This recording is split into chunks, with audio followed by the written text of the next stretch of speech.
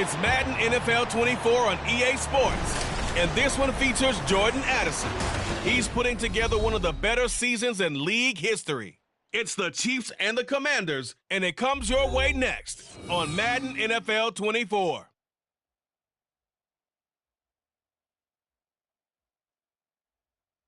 We are just inside the Beltway, about 10 miles east of the Capitol Dome as we come to you from FedEx Field here in Landover. It is Week 16 in the NFL, and we've got a good one in store, as it'll be the Kansas City Chiefs taking on the Washington Commanders. Alongside Charles Davis, I'm Brandon Gaudin. And Charles, you talk about this Commanders team coming into play here today. They were winners last time out, so they'll be looking, Charles, to make it 2 in a row. And what I enjoyed when I watched their game tape and their victory last week is they put it together in every phase. Good offense, good defense, and some key plays on special teams. Let's see if they can get that second win in a row. Meanwhile, for the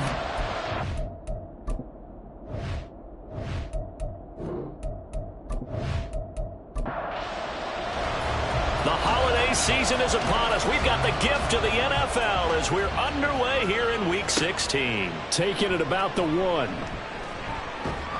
And able to get this across the 20, but not much further as he's dropped at the 23-yard line. So here are the Chiefs now coming out for their opening drive. And a glance here at the vet. He's got a lot of years under his belt in the National Football League. And he just continues to throw touchdown pass after touchdown pass, leading the league here down the final stretch of the year.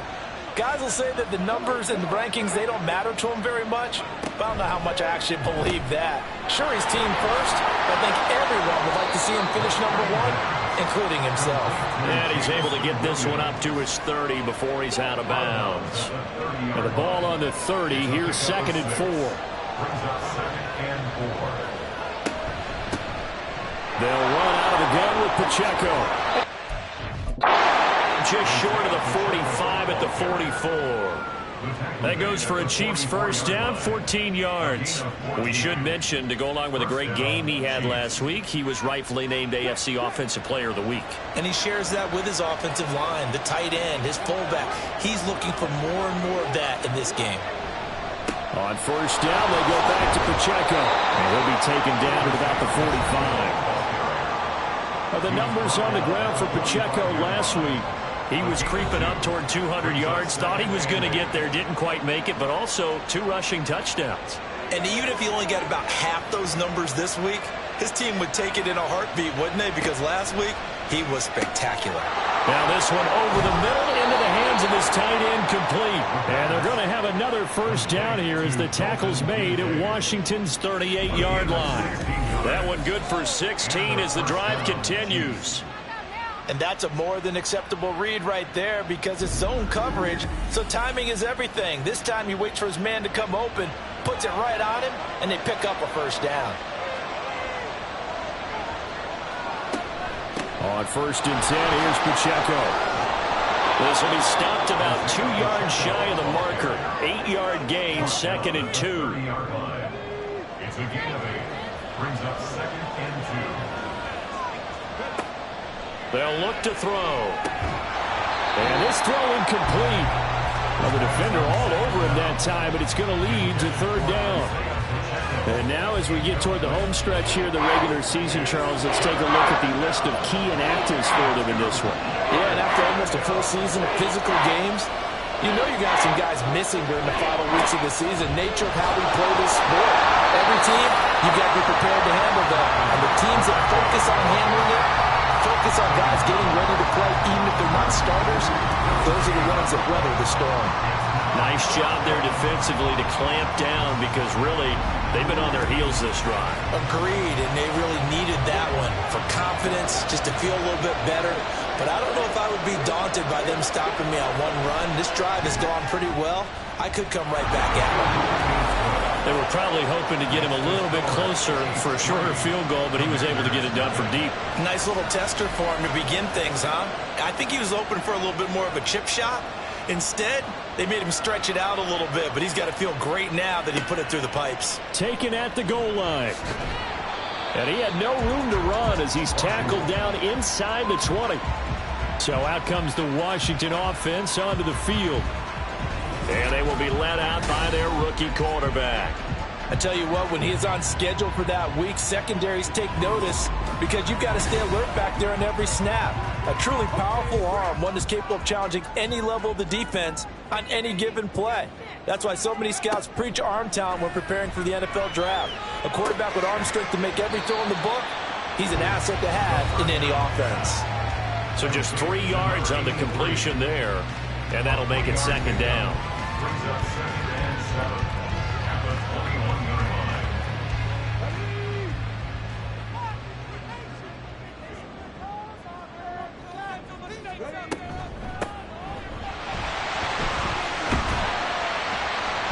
And he'll get about 6 up to the 27-yard line. This defense for the Chiefs, they were very strong last week in that win over Cleveland. And no matter what's done throughout a ball game, it always comes back to blocking and tackling. That's the essence of football. But I think it's hard for people to understand just how difficult it is to tackle, especially open field. Very few missed tackles on tape that I saw last game. This team does a nice job of getting their opponents on the ground. A couple of nice carries back-to-back here, establishing the ground game a bit. Yeah, these aren't bare-bones runs now. I mean, they're getting substantial yardage, the kind of yards you're looking for, right? Let's go ahead and use a cliche. Stay ahead of the change, right? 5 or more yards each time. That's what you're looking for in setting a tone and getting your offensive line going. Good sign on the opening drive. Now here's a throw that's complete. And he's able to get this one out closer to midfield across the 45. Now 2nd and 5. It's a gain of 5. Brings up 2nd and 5. Back to throw. Stevenson. Got a man and he hits him in stride. And they'll wind up getting this one all the way down inside the 20. It's a gain of 35. This play is a thing of beauty when it works as designed because they let the running back slip out of the backfield and head down the sideline on a wheel route. Number one, it's easy for him to get lost. And number two, really tough for the linebacker to run with him. And this ball's right on the money and leads to a big play. On 1st and 10, Stevenson. And he's wrapped up, taken down, back at the 25. He couldn't get rid of it. He takes a sack for a loss of 6 to bring up 2nd down.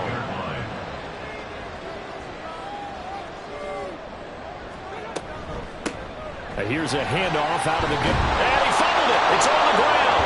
And it's picked up by the Chiefs. And his guys are going to take over at the 21-yard line. Remember in preseason when we were going to the different training camps and visiting teams, and we always would see the running backs working out and going through those gauntlet drills, and guys either slapping at the ball or the machines. You got to learn to take care of it. Yeah, they lost it there. Big fumble. The ball back to the Chiefs and Isaiah Pacheco. Last week, a strong showing, up over 100, also 2 trips to the end zone. It's the kind of week that if you said, listen, I'll let you have this type of a game each and every week, you'd sign up for it. You wouldn't try and get too greedy. But let's face it, good runners always want to be a little bit more greedy at the end, try and squeeze out every last yard. He's going to try and duplicate that and exceed it in this game. Back to throw now on 1st down. Looking for Addison again, and he's got him again. They'll wind up getting 7 on the play, and it'll be 2nd down. A 7-yard pickup brings up 2nd and 3 at the 40-yard line. Now a shotgun snap as they'll look to throw. And he'll be taken down, but not before he gets into enemy territory. Now an injured player here, so a stoppage, and that's Jamison Williams, who's shaken up. Always unfortunate to see an injury, especially this close to the end of the regular season. We'll step aside. Meanwhile, the throw here is complete. That's good. The completion there for 7 yards, and that's going to bring up 2nd down. Jordan Addison. It's a gain of 7. Brings up 2nd and 3 at the Commanders' 41. Headed straight, it's Pacheco. And he'll take this one down to about the 40. Give him a yard on the run there, and that's going to set up a 3rd down and 2. They'll come to the line, needing only 2 yards to gain the first here. They'll go to the air here on 3rd and 2. And he'll be taken down, but he does have first down yardage. That one goes for 8 yards. No surprise to see him running again here. It's something he's done throughout this season. And that run puts him over 500 yards on the ground for the year.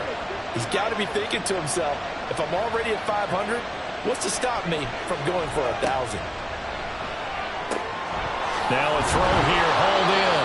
And the result here, a pickup of 8. Leaves him with 2 to go on second down. Now a 2nd and 2. Pacheco gets it up the gut. And he'll be a couple yards shy of the red zone here at the 22-yard line. And hold on here, because on that last run, it looks like we have a player who was shaken up. And not what you want to see this late in the season. Medical staff is going to check on him, and we'll step aside for a moment.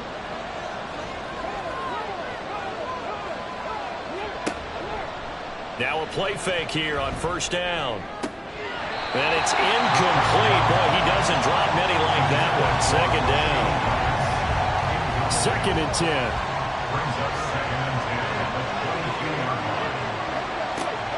He'll look to throw. Over the middle and complete to Addison. 5 yards. Now it's 3rd and 5.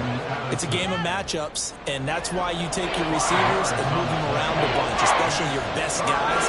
And when they work out of the slot, you often hear the coaches talk about how great it is because it gives you a two-way go. You can break out or you can break in. That makes it hard to defend. Another good drive, Charles, but it looks like another that might end in a field goal try. They've made some nice plays. They've given themselves opportunities, but as you noted, another field goal attempt coming up. And that's not how they want to end drives. They've got to figure out what's the final touch that they need to push it across the goal line. Yeah, still yet to find the end zone. So the defense are able to force their first turnover of the game, and then they add on to that by getting the field goal. And you don't just want to take the ball away from your opponent, partner. You want to make them hurt as well. And if you don't score yourself on defense, turn it over to your offense and have them put points on the board. As the Commanders make their way out on offense, let's take a peek at the playoff picture in the NFC. As we grind toward the end of the season here, and they haven't had the season that they had hoped. So let me ask you to play GM. Where might they look to make some changes? I think when you look into the upcoming draft, think hard about them drafting multiple offensive linemen. They've got to get stouter up front. And as a GM, it always tells me, Charles, this is a big boy league, and big people always end up winning games for you. And he slips up past the 45 before being tackled.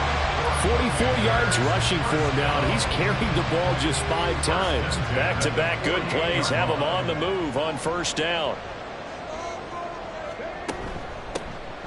Hands it off out of the gun, and he edges forward, but only gets a pair of yards out of it, and it's 2nd down. From just across the midfield stripe, here's 2nd down and 8. It's 2nd and 8. Now they'll switch it up here and look to throw. He's going to flip that out to the flat. It's complete. So they'll get nothing out of that play. 3rd and 7 now. 6-0 our score after 1.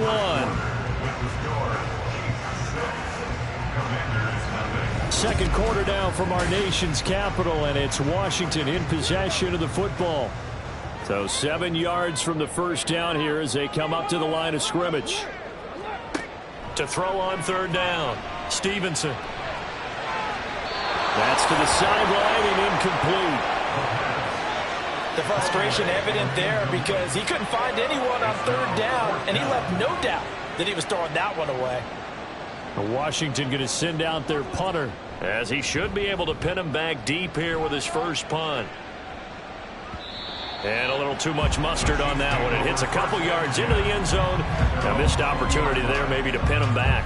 And now here comes Kansas City. And their 2 drives thus far both led to points, albeit both field goals, so the lead just 6-0. But the ability to move the ball is evident. Well, that's, heartening, as they say, but it's not what they're about. What they're about is putting the ball in the end zone and putting 6s on the board. So if you're the offensive coordinator, you like what you're doing, but you don't love it. You've got to find a way to ring that bell. Then you can have a little self-satisfied grin. Right now, a little more determination is needed.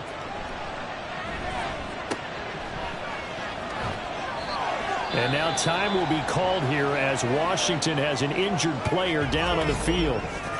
Always unfortunate to see an injury, especially this close to the end of the regular season. We'll step aside. This offense on third down today, just 1 for 3 thus far.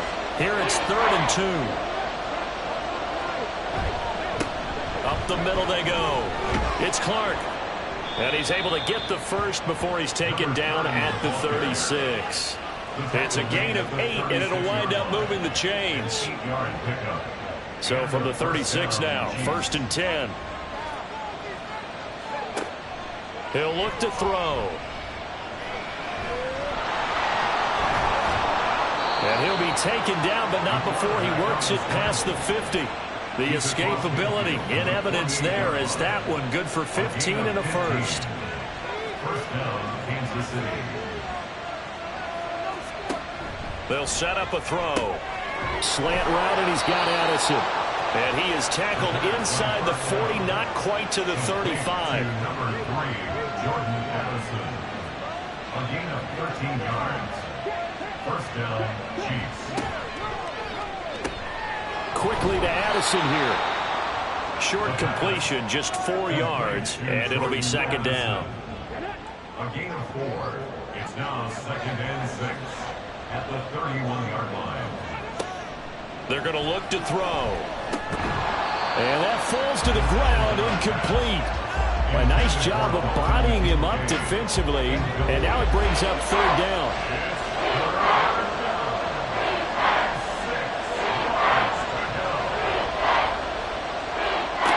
They'll look to throw again. And they're going to have another first down here as the tackle's made at Washington's 17-yard line. Opted to run for it. The decision a good one. Picking up the first, getting 14 yards on the scramble. He really looked comfortable there, scanning the situation, analyzing things, feeling the pressure, and then stepping up right through the middle and sprinting for a first down. They'll look to throw here on 1st down. And it's caught. Touchdown. Jordan Addison With career touchdown number 94, he ties both Jerome Bettis and Priest Holmes on the all-time list. And the Chiefs add 6 to their lead. I wonder if he changed anything on his play sheet or they just executed better. Because they had 2 previous drives that ended in field goals. Before this one, they finally were able to put into the end zone. Well, whatever he did, speaking of the offensive coordinator, might be using that formula going forward. It worked there. Yeah, it worked very well. He and his field general in pretty good sync right now. They're starting to move the ball well.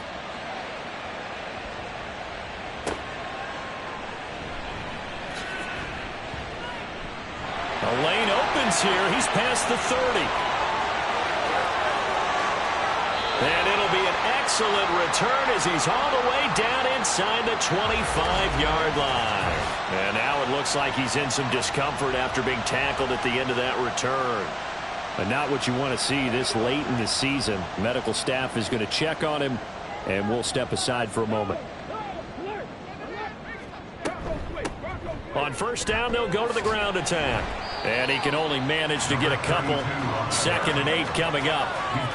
They'd love to just strike back with a touchdown right here. And if it's a long play, so be it. But the main goal, get a couple of first downs. Run some plays, run some clock. Allow their defense to get a chance to catch their breath, settle down, and relax a little bit after they just gave up a score. In danger of squandering their great field position as they come up on a 3rd and 7. Looking to throw. Stevenson. He's got it. Touchdown, Commanders. A great play there. His first touchdown on the year. And the Commanders are back within a score. So a nice touchdown pass for the rookie there. And, you know, as they go down the stretch, look, they're not a playoff team. This is just confidence building and growth time for him, right? Yeah, it's a game within the game, isn't it? Because every team wants to win all games on their schedule. But the development of this rookie quarterback is paramount for this team. So you're exactly right. Every rep, doesn't matter what the game, what the situation, what the score, valuable for him, valuable for his team as they look towards next year. Extra point splits the uprights, and it's now 13-7. And this will not be returned. It'll come out to the 25. Jordan Addison in the offense out for another drive. Previous series, definitely a focal point. 3 catches, the touchdown grab. As a DB, or former DB, is there a number of catches on a drive you're like, oh, he got the best of us? I'm not sure there's a number, but there's a great feel. And what he did on the last drive, yeah. Especially with a touchdown. Yes. You're never happy. You're exactly right. The way he capped it off. So you feel that at the sideline, and now you're looking at your buddies and saying, okay, what are we going to do to take things away from him? Because I'm not sure the other guys can make those sort of plays. So let's make sure that we don't let him get going again. Now whistles and a flag down. Looked like one of the chief linemen might have moved. That flag accepted, and it backs the offense up a little bit. And that false start penalty certainly not helping their cause here. 2nd down and long. They'll keep it on the ground. Boykin. And able to break one tackle, but then quickly brought down. But a nice little gain. Now a 3rd and 6.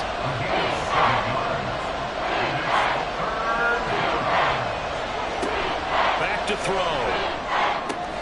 Work in the middle of the field, and he's got a man complete. And he'll be taken down, but not before they work it across midfield. It's a gain of 26 as they pick up the first down in the process. And that's well executed there on 3rd down. And I love the confidence that they had to let their tight end try and find some space in the middle of the field, right in their quarterback's line of vision. And QBs love to make that easy throw, and they hooked up there for a first down. Quick hitter here, it's complete. They'll give him 4 yards there, and it's 2nd down. 4 yards on the pickup. 2nd and 6 at the 42-yard line. A short throw pulled in by Kincaid. And brought down, but able to get it to their 30-yard line. Holding offense. They'll come up now on a 2nd and long after the hold. From the shotgun, he'll look to throw. And he'll be taken down at the 44-yard line. He turned that into a nice gain, gets him 8 yards closer for 3rd down. They'll be in search of 8 yards here as they hope to convert the first down. On 3rd down, he'll drop to throw. Fights off the defender. Well, this is going to depend on the spot, but it's not a very generous one. He looks to be about a yard or so short. Pretty solid gain of 7 yards that time as he scrambled, but now they face a 4th down. They'll try and run for it. And he's going to have the first down yardage to the 35. They only got a couple, but a couple's all that they needed as they convert on 4th. First down, Chiefs. Right back to him on 1st down. Down to about the 32. The Chiefs at 11-3 on the year. And I tell you, it has been a few months now since they've tasted defeat, and they are without question the hottest team in football. And I'm really not sure who's going to beat them right now, because to me, they have to be the favorites to go all the way, because they're not just beating teams, they're dominating them. It's been fun to watch them play, not just in their winning, but how they're getting it done. Washington on 3rd down. They've hit 4 of 7. This time it's 3rd and 3. Back to throw here. He's got his target. That's complete. And he will have the Chiefs first down as they convert on 3rd and 3 with a nice gain of 7 yards. And Brandon, from our time in college football, where receivers weren't running the traditional NFL route tree, one thing they did learn: find open areas, find soft spots, and set up and catch the ball. And I think we just saw that there. We saw that indeed, picking up the first. It's a gain of 10. First down, Kansas City. And we've hit the 2-minute mark in this first half of action. So not quite a 1st and goal. It's 1st and 10 from the 10. Back to throw again. Throw to the right, hauled in by Addison. And they'll get him down after a pickup of 8, 2nd and 2. Here's 2nd and 2 now from the 3. Brings up 2nd and 2 at the 3-yard line.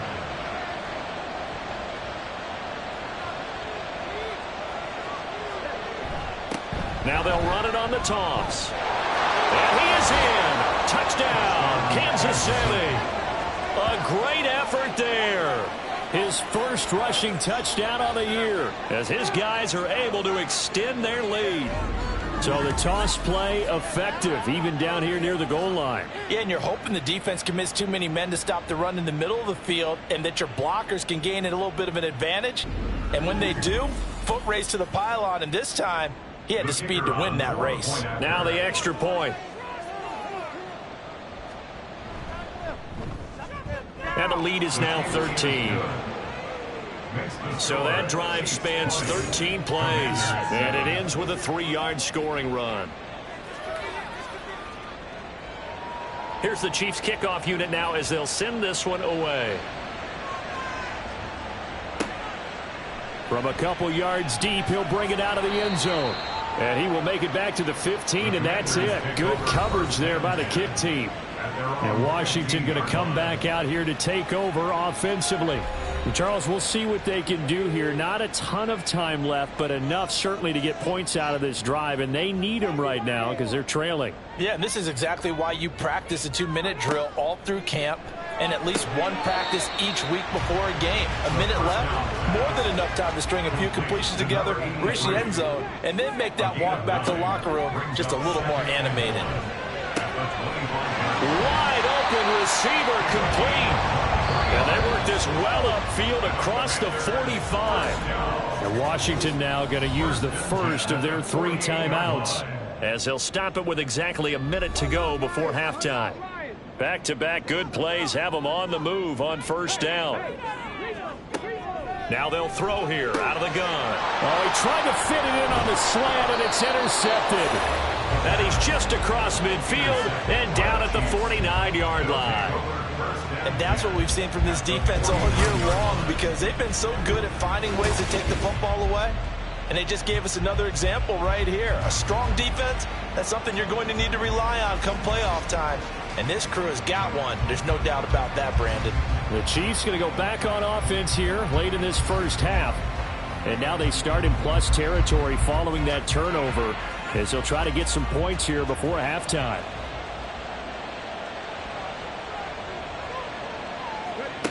They'll come out throwing here to start the drive. He finds Riddick complete.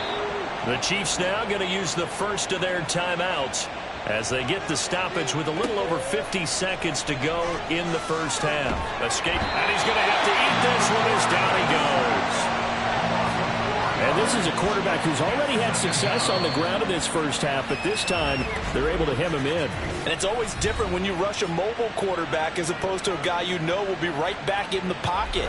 In this case, you got to make sure the inside pressure and the outside pressure match, and maybe even a second wave to make sure if he squirts free, you've got someone to tackle him. Now, meanwhile, here's a second down throw that's knocked away and incomplete. An incomplete pass on that last play, and that means they'll need to come up with something here on third down.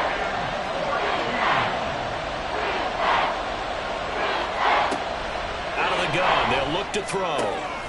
That is caught, and he will have a first down here as they get into field goal range as well, down at the 17-yard line. Well, things are definitely going right for them here in the first half. Pick it down, any down, even third down, no problem. They get a connection there and pick up a fresh set of downs, continuing to move the ball. So from the 17 now, here's a 1st and 10. They'll throw now on the final play. That's to the right sideline, and it falls incomplete. I see the surprise in your face there, partner. That is a rare incompletion from him. He's been on point this entire game. He has percentage completion-wise way up, not that time. And his kick is good, and that will do it for this first half. So we've reached halftime here. Charles has already thrown off his headset. He's out here. He says, it's Christmas Day. I'm going home. We're not done yet, though. As we'll get you down the coast to Orlando for Jonathan Coachman at our EA Sports Halftime Report. Coach. All right, Brandon, thank you very much. Merry Christmas to you at home as we take you around the NFL on this 25th day of December. We'll begin out in the Windy City of Chicago, and it's the Bears who have the lead. The Bears locked in a tight one, but this is a game you feel they've got to have. From there, we head east to check on the Bills at home in Buffalo. And you can see, currently they trail in that ball game. A couple of touchdown strikes there from Justin Fields.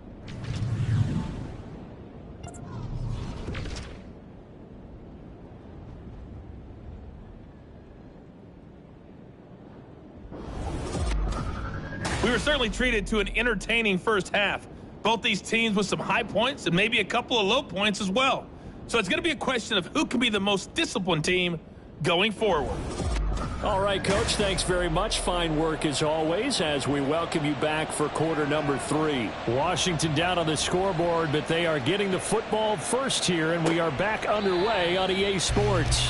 And he will not bring it out. It's a touchback. First chance for the Commanders' offense now as they head out for their opening series of the second half. And right out of the gate, they face what you'd think could be a pretty important drive. I would say so. You know, they're down 2 scores. That's not the end of the world. It wasn't the strongest of first halves, but for them to start clawing back, they've got to start putting a little pressure on that defense, start cutting into this deficit. You can't have 3 and outs and expect to get that done. Ball start, offense. So they accept the penalty, of course, and push the offense backwards a bit. The false start penalty, and now they're back to needing 10 yards on second down. Back to throw. Stevenson. He finds his man, complete. It's man. That'll give him 8 that time. And now we've got a 3rd and 3. Coming up here looking for 3 yards to pick up the first. On third down, they're going to run for it here. And shedding through the tackle. And this is going to be a Commanders first down as they'll take this up to the 38-yard line. So here's a 1st and 10 at the 38.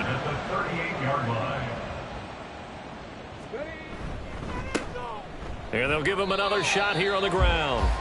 Give him 3 on first down. It'll set up a 2nd and 7.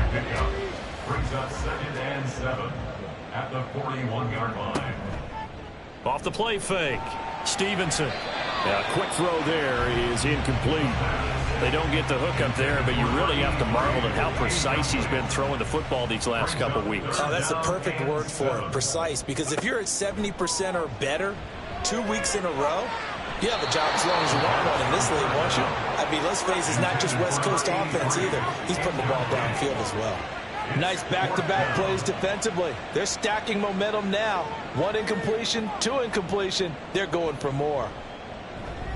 And he'll get this away into the icy winter air. And that'll hit at the 5 and go into the end zone for a touchback. So here's the Chiefs offense ready for their first reps in half number 2.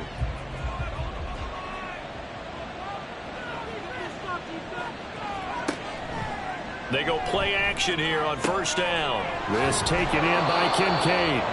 And he'll be out of bounds right at the 40. An ideal beginning of the drive there as they'll get 20 and a first down. I'll tell you what, a lot of those mid-range throws have been available because sometimes teams get too concerned about the deep ball and they leave too much space in front of them. And these guys have been taking advantage so far.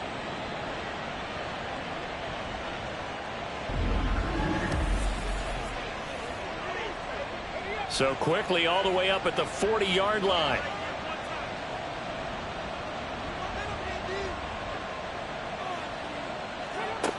Looking to throw. Pass complete to Addison. So give him 5 yards there on the pitch and catch, and that will bring up second down. Brings up 2nd and 5 at the 45-yard line. They'll look to throw here. The completion to Riddick. That one a first down pickup of 8. And defensively, they were in zone coverage there. Do you have to be a little careful you're losing playing against a good quarterback like he is to not play too much zone? Yeah, you have to be careful about how much time you're giving up. I think it's a good point you just brought up. So maybe if you still want to play zone, you go to a zone blitz scheme. And you can drop anyone out of your defensive front. Defensive end, defensive tackle. It doesn't matter. You just exchange someone to bring more pressure towards the quarterback and still try and cover downfield.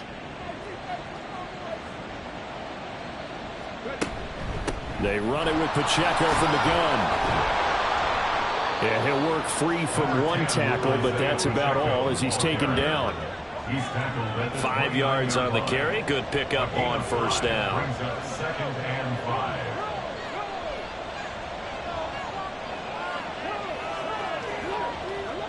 Second and 5. The throw here right sideline falls incomplete. Trying to find Jordan Addison that time. And it's 3rd and 5. They'll need 5 on this play to move the sticks.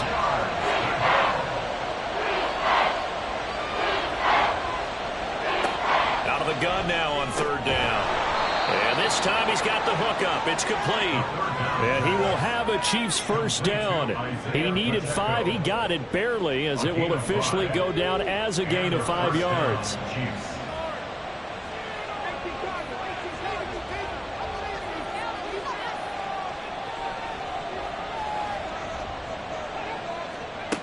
He'll look to throw.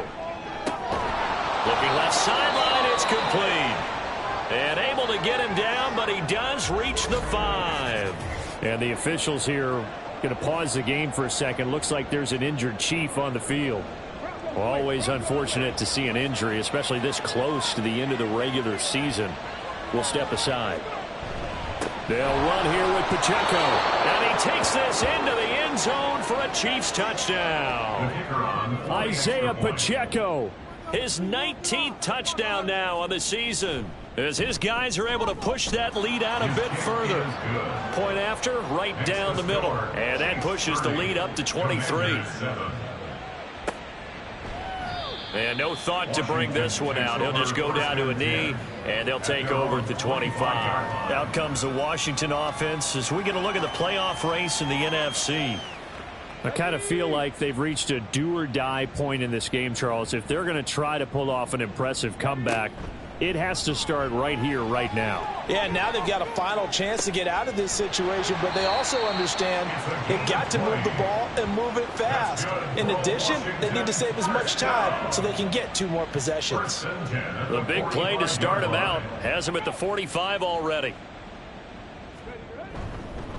They'll fake it on the jet sweep, and instead a handoff up the middle. And he'll take it across the 50 and into Chief territory. 70 yards for him on the ground now as he has been terrific here this afternoon. And they'll keep leaning on the running game back to the ground. And this won't be enough to pick up the first. A gain of 2, 3rd and 1. This offense in desperate need of a conversion as they come up on 3rd down. From the gun, they'll try to run it. And he has the first down yardage before they bring him down right at the 45. First down. 1st and 10 at the 45-yard line. And now here's a carry heading left.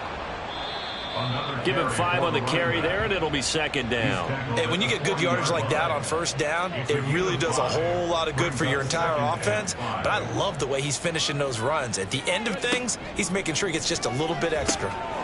The throw over the middle taken in. And they just keep marching right along. 1st down on a pickup of 8 there. Washington, 1st down. 1st and 10 at the 32-yard line. Looking to throw.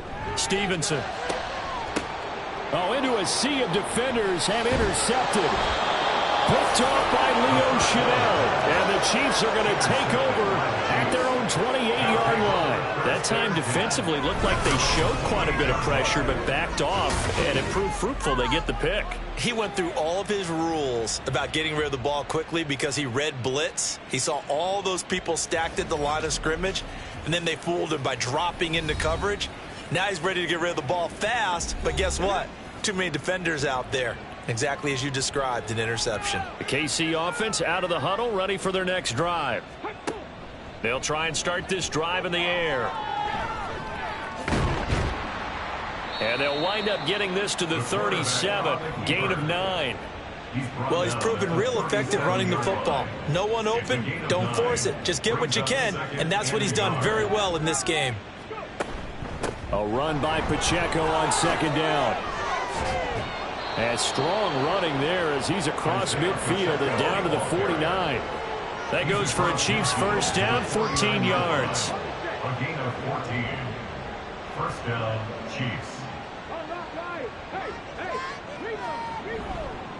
Here's Pacheco once again. No dice this go-around. He's hit behind the line and taken down.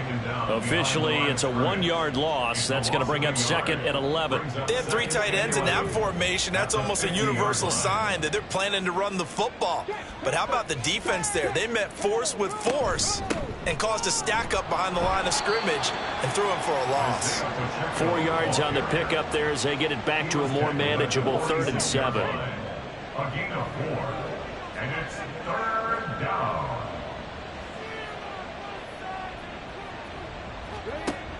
They'll drop to throw. And escapes the sack.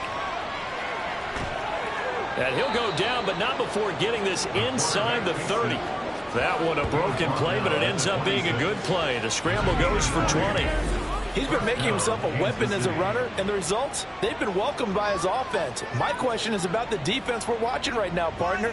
Even after he got him with a scramble earlier this drive, they still aren't devoting enough attention to him. I would expect that after that carry, they'll do a much better job going forward, spying on him on passing downs.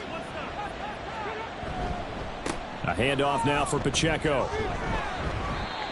5 yards is the tally on first down. That brings up 2nd and 5. That's a really nice job by them picking up the run blitz and detecting it and blocking it and turning it into a nice run. And a lot of times you think if you blitz a running play, you're going to smother it. But a lot of the blitzers, they come in a little bit high. They don't have great leverage, and they're easily blocked. And in for the Chiefs touchdown from 21 yards away. And the Chiefs are able to extend their lead in the final seconds of this 3rd quarter. So another touchdown there, and even though we're still just here in the 3rd quarter, kind of hard now to see them giving up this lead. And this is just an offense that's imposing its will right now. You name it, they're able to do it. If you're the play caller, whatever you want to select is there. You want to run it, you want to throw it, pick a play, any play. They're rocking and rolling right now. Now for the point after.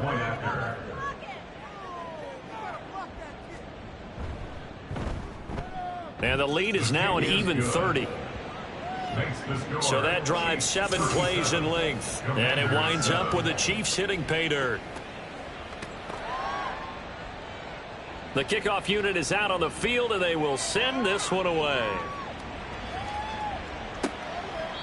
And this will not be returned. It's a touchback, and they'll begin at the 25. Out there set and ready for this next drive, the Washington offense. Well, we haven't exactly been treated to a nail-biter in this one, CD, and if they cannot score here, this one's pretty much all but over. Are you saying that you feel like people are starting to think about getting out of here, maybe beating the traffic in order to get home or to their final destination?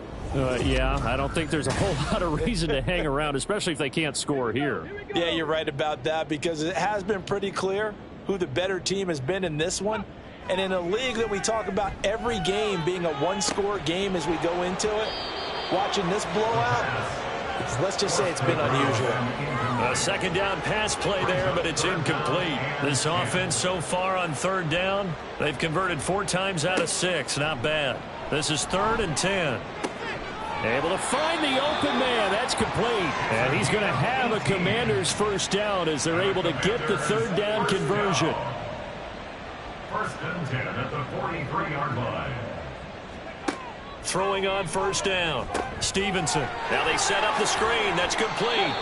And he'll go down right around the 47 this time. Good reactions there defensively. That screen was a little slow in developing, and they shut that one down with little gain. They'll stick with the passing game as he looks to throw.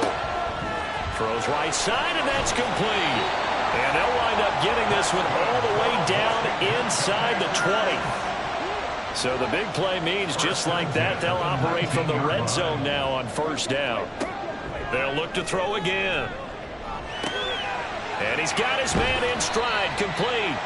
This will be stopped about 2 yards shy of the marker. 8-yard gain, 2nd and 2. 2 yards to go, second down. At the Chiefs' 11-yard line. One back in the backfield, he'll get the carry.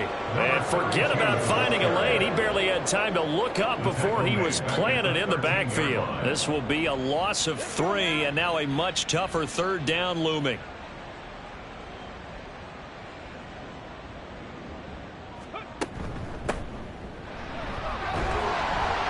And he picks up the first as he's able to take it down to the 7-yard line.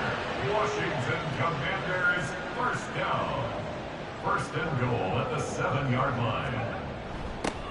Now they'll run it on the toss.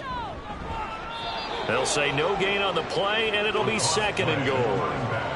They've called his number a lot this afternoon. You wonder how much tread is left on those tires. We certainly do, but I always think back to one of my favorite coaches in the NFL.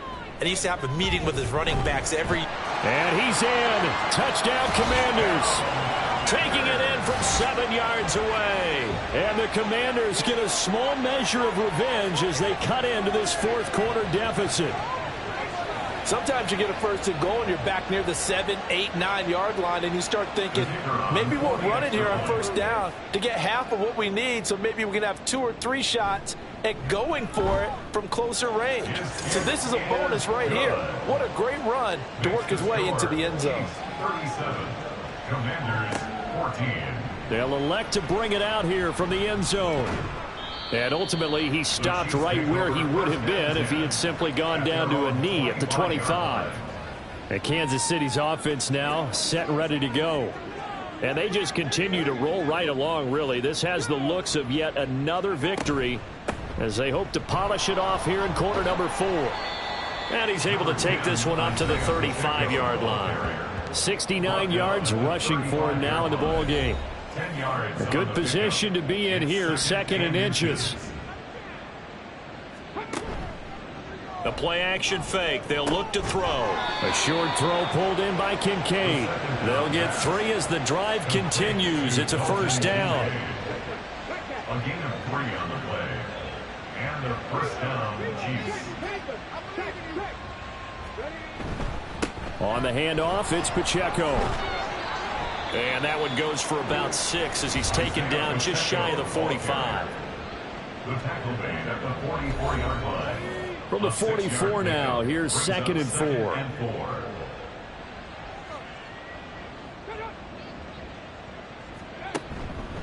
Now here's a fake on the jet sweep as he'll go instead with Pacheco. And he'll get it out to midfield. Let's say, yeah, they'll spot it right in midfield at the 50. Consecutive runs of 6 yards gives him a 1st and 10.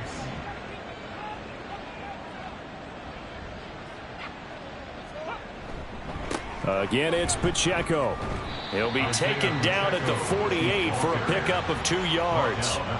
Brandon, I've got to think this offensive line has got some smiles on its faces. And I know it sounds crazy, but they practiced for this back in training camp. They knew they'd be in situations where it'd be extra defenders in the box coming after them, trying to keep them from locking down a game. Right now, they want to show the world they're up to the challenge.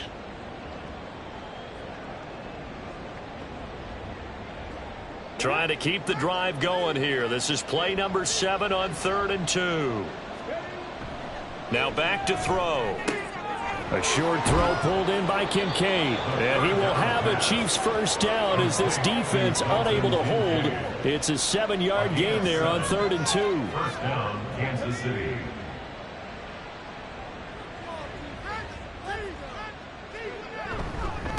Here's Pacheco pushing through the contact. And this will leave him a yard short. Nice pickup of 9 yards on first down. So from the 26-yard line, here's 2nd and a yard.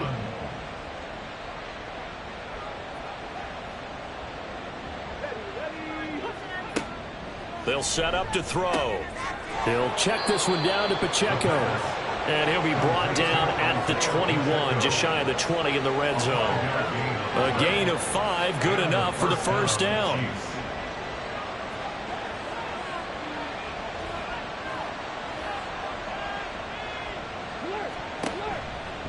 On play action, they'll throw. His throw incomplete. Well, fourth quarter with a 3-score lead here, Charles, but they're still going back to the air and looking for more points. Well, with this game well in hand, it's an opportunity for the guys to come off the bench and get a chance to play. And a lot of coaches, they want to run their full playbook no matter who's on the field. And he'll take this inside the 20 and down to the 18. Here comes third down at 7. Brings up third down.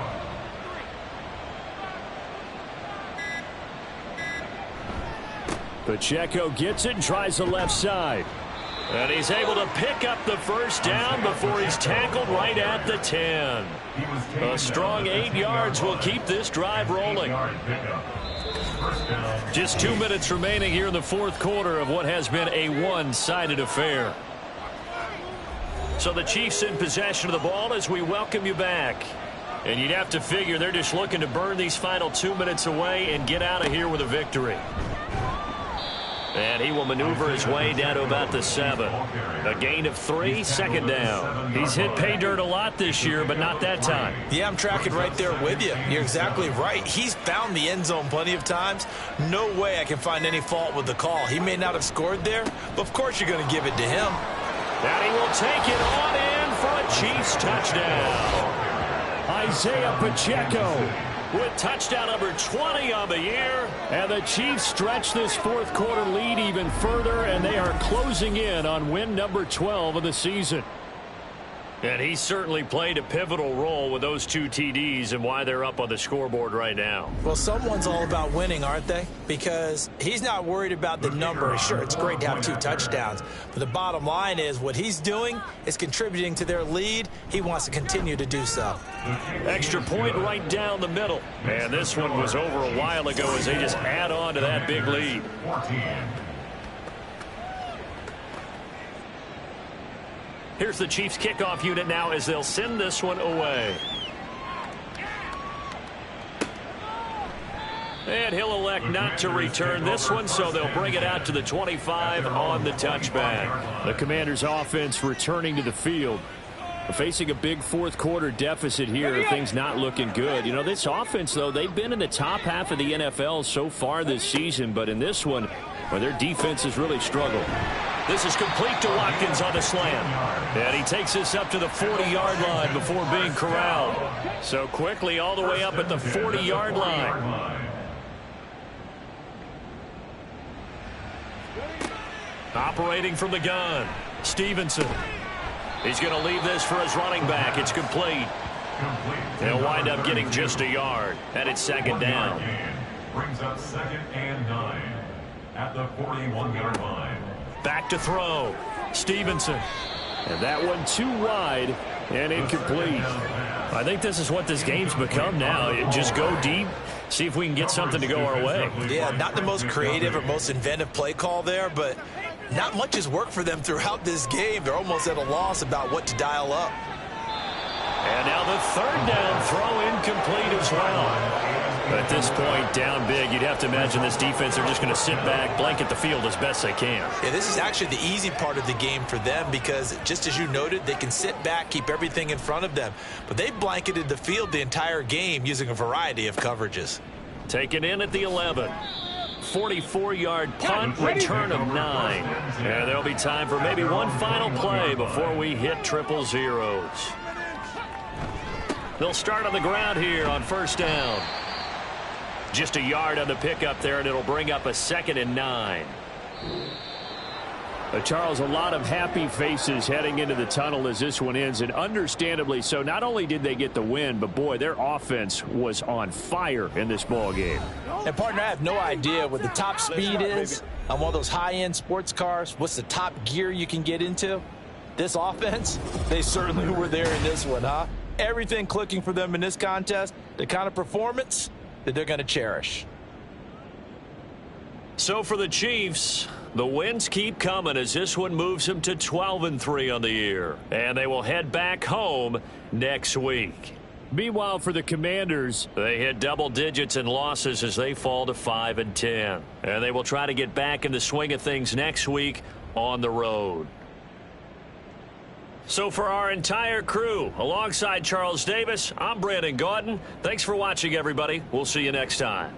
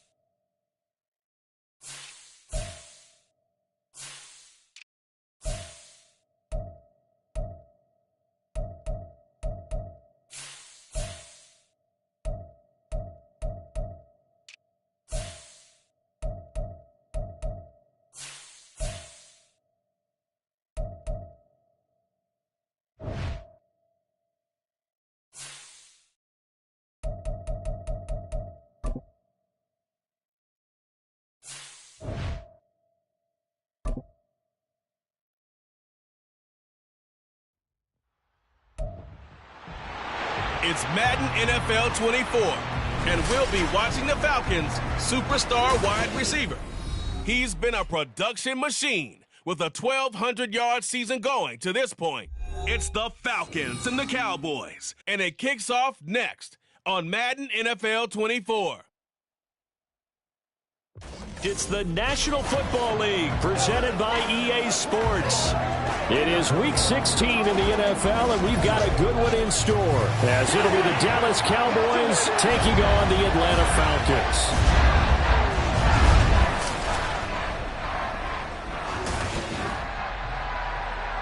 With Charles Davis, as always, I'm Brandon Gaudin. Charles, you talk about storylines in this one. I think it begins and ends with our two quarterbacks, certainly two of the best in the business. And nowadays, I don't think you can get by for long periods of time without a top-flight quarterback. The way the game is played, with all the responsibility he has and how the game flows through him, if he's not on the top of his game, your team's not going to benefit at all.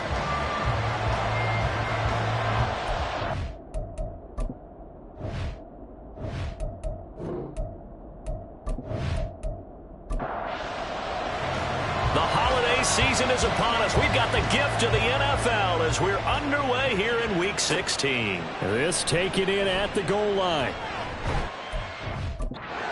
Down just past the 20 at about the 21-yard line. So here are the Cowboys now ready to go on offense for the first time. And a glance here at their quarterback standing 6'3". If you ask coaches at any level to design their ideal leader of a team, I think they're going to check every box with this guy. He's got the poise to handle responsibility.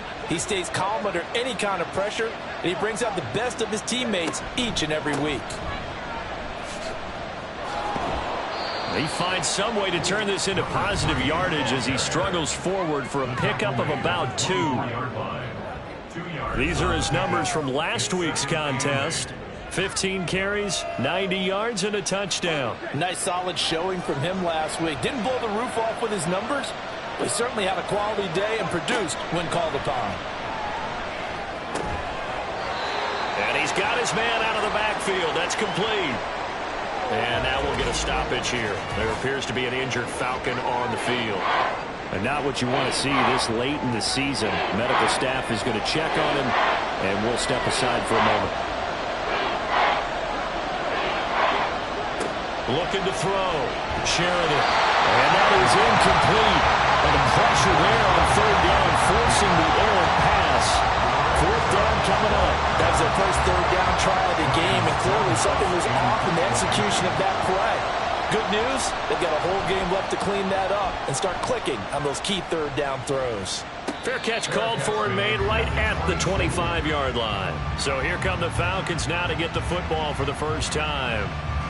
And led out by their veteran quarterback. He's been around a while. They don't celebrate birthdays for him. They just cut him up, see how many rings he's got around the middle. He has been in the league a long time. He had the numbers of a game last week that if you win, you talk about him being a gritty guy, managing the game, getting it done. But they lost. So obviously 2 interceptions, 1 touchdown pass, that's not going to be good enough. Got to get that changed around. A gain of 11 to kick off the drive, and it's a quick first down. Well, there's plenty of real estate for him to maneuver on that run, and let's face it, it shouldn't be a surprise. He's one of the better backs in the league. Had to come into this game with the idea, slow him down. Otherwise, it's going to be a long afternoon. A nice pickup there, 18 yards, first down Falcons.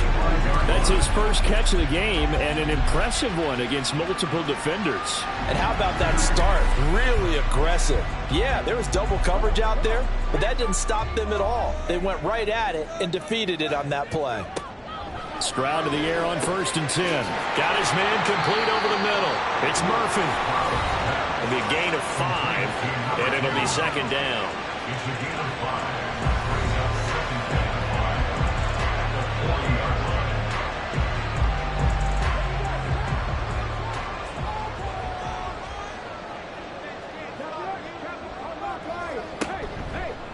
Option right, here's Stroud. And they went the wrong way there. Losing yardage back at the 43-yard line. And now we'll get a stoppage here. There appears to be an injured Falcon on the field. Always unfortunate to see an injury, especially this close to the end of the regular season. will step aside. On third down, Baldwin. Pass to the sideline and pulled in. And he'll be out just a yard or two shy of the 30. 12 yards there as they keep this drive rolling. It's another first down.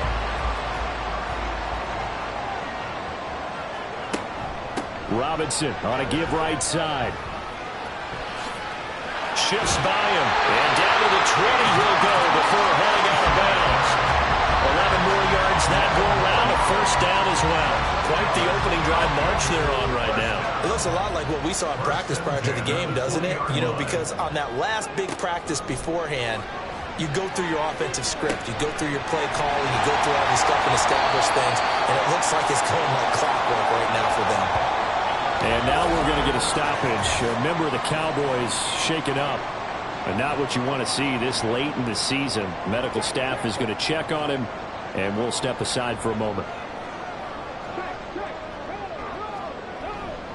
A give left side to Robinson. And he's going to be brought down just shy of the 5 at the 6. A 5-yard gain there makes it first and goal.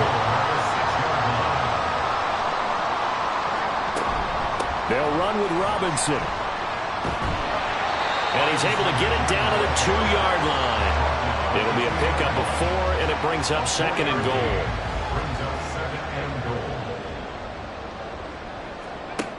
Operating from the gun. Baldwin. That ball is caught. It's London for the Atlanta touchdown. A great play there. Hitting double digits with his 10th touchdown of the season. And the Falcons will jump on top of the game's first score here this afternoon. Both sides of the football in sync early. You force the 3 and out, and then you take it down, score points. You know what that tells me? They sold their game plan really well. Head coach said, listen, we're just going to stop them on 3 and out. We're going to take the ball downfield and score. But he also told them how it was going to happen. They're going to run this. We're going to stop it. And we're going to take the ball. They won't be able to keep up with us. And they got it done. Atlanta's 11 ready to go, and they kick it away.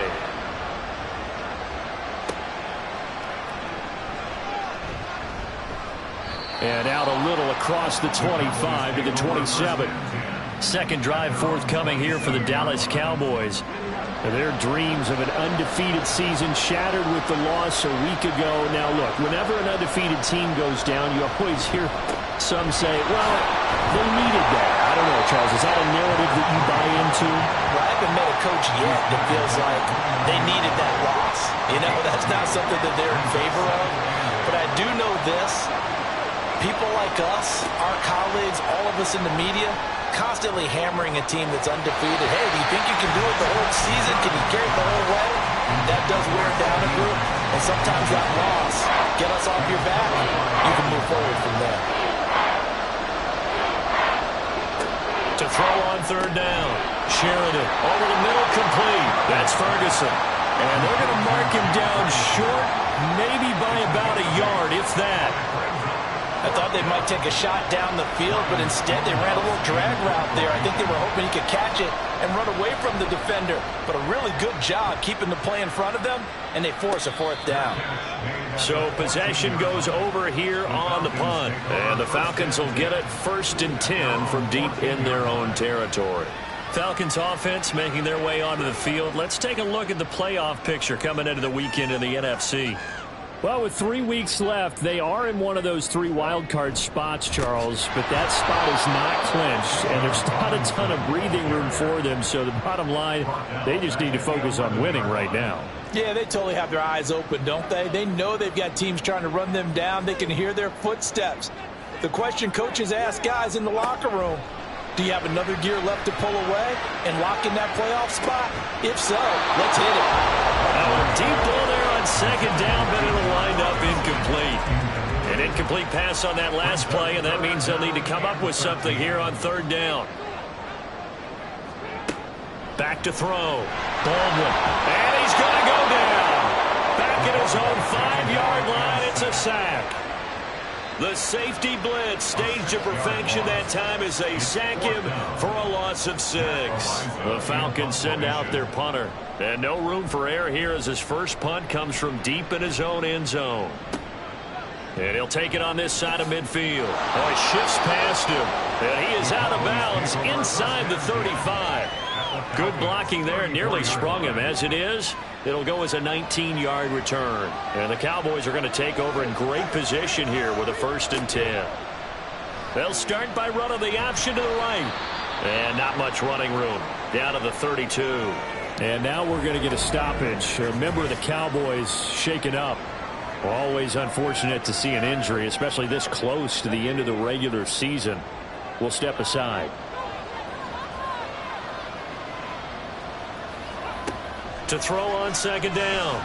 Mays. Got a man on the right sideline. It's Ferguson. A really good pickup of 28 yards. I know sometimes we can get fooled when we watch him make catches, as we just saw him do there, because he really looks like a wide receiver the way he goes about his business. Yeah, 230, 240 range. Yeah, not super huge. Maybe not counted on to be that inline point-of-attack blocker that we used to have in the good old days. But you can flex him out. You can run wide receiver routes with him. You can make him a primary target, and that's how he'll shred a defense. No gain on the play that time, and it sets up 2nd and goal. Looking to throw. Mays. And that is caught. Touchdown, Cowboys. Jonathan Mingo. His first touchdown on the year. And the Cowboys are within an extra point of tying up this ball game. And all about timing there on that short slant, Charles. Exactly right. That was timed up so well. The route, the throw, touchdown.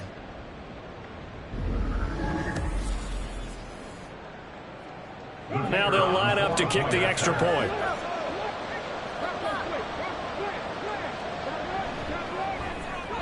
It's up and good. So these teams match touchdowns here in the first quarter, and we're tied 7-7.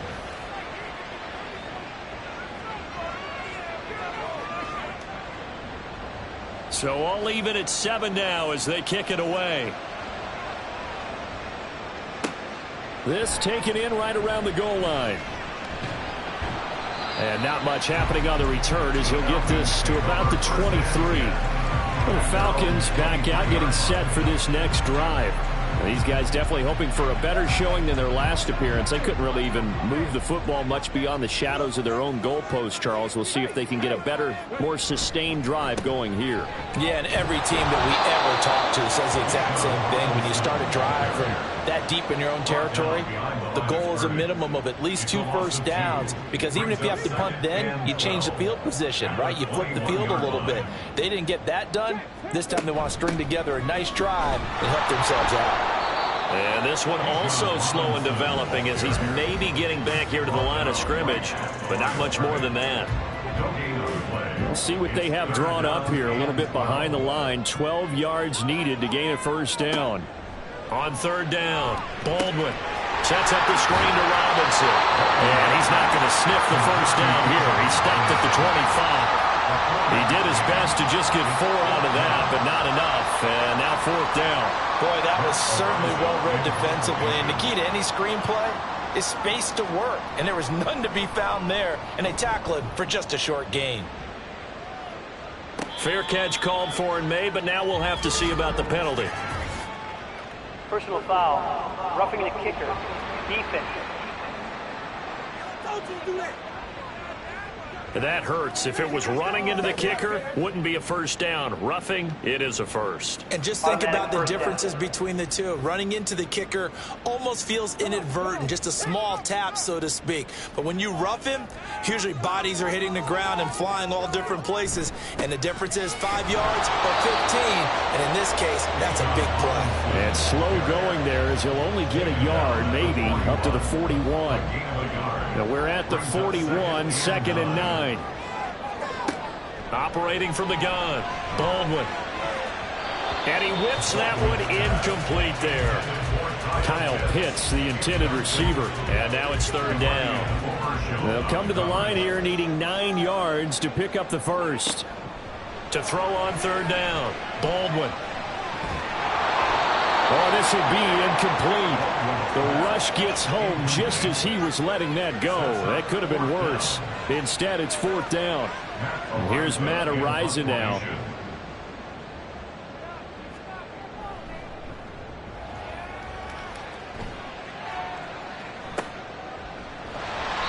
It'll be a net of 40 yards following a punt of 44. And the Cowboys will take over the football with a 1st and 10.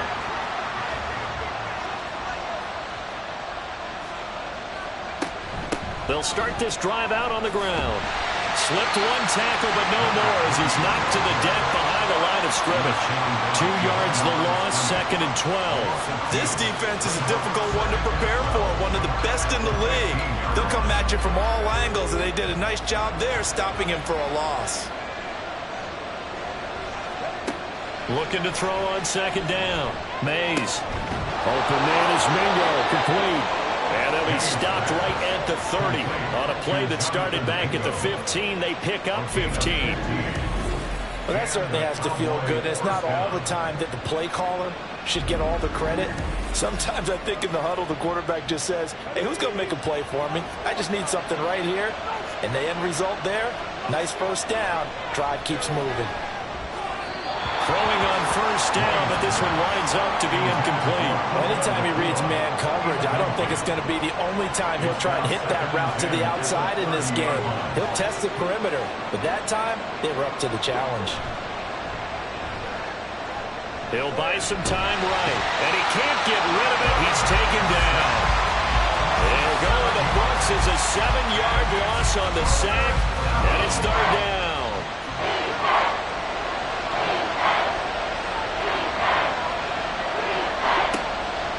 To throw. Mays. That is caught. And he will have a Cowboys 1st down as they're able to get the 3rd down conversion. But I think when they look at their offense, they think to themselves, weapons, weapons everywhere. And they want to move the ball around. They want to spread it to different people. But you absolutely know they want to get this man involved as well. And that's what they just did on that play. A couple of 1st downs has the football positioned at the 43 as they come up 1st and 10.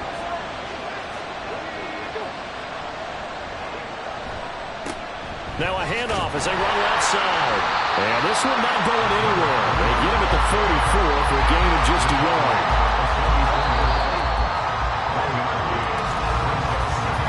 (7-7) our score after 1. Start of the 2nd quarter, and it's the Cowboys in possession. 2nd and 9 from the 44. As they've got it as we resume action. To throw on 2nd down. Mays. Incomplete, but a penalty flag is down in the backfield. Let's get the call.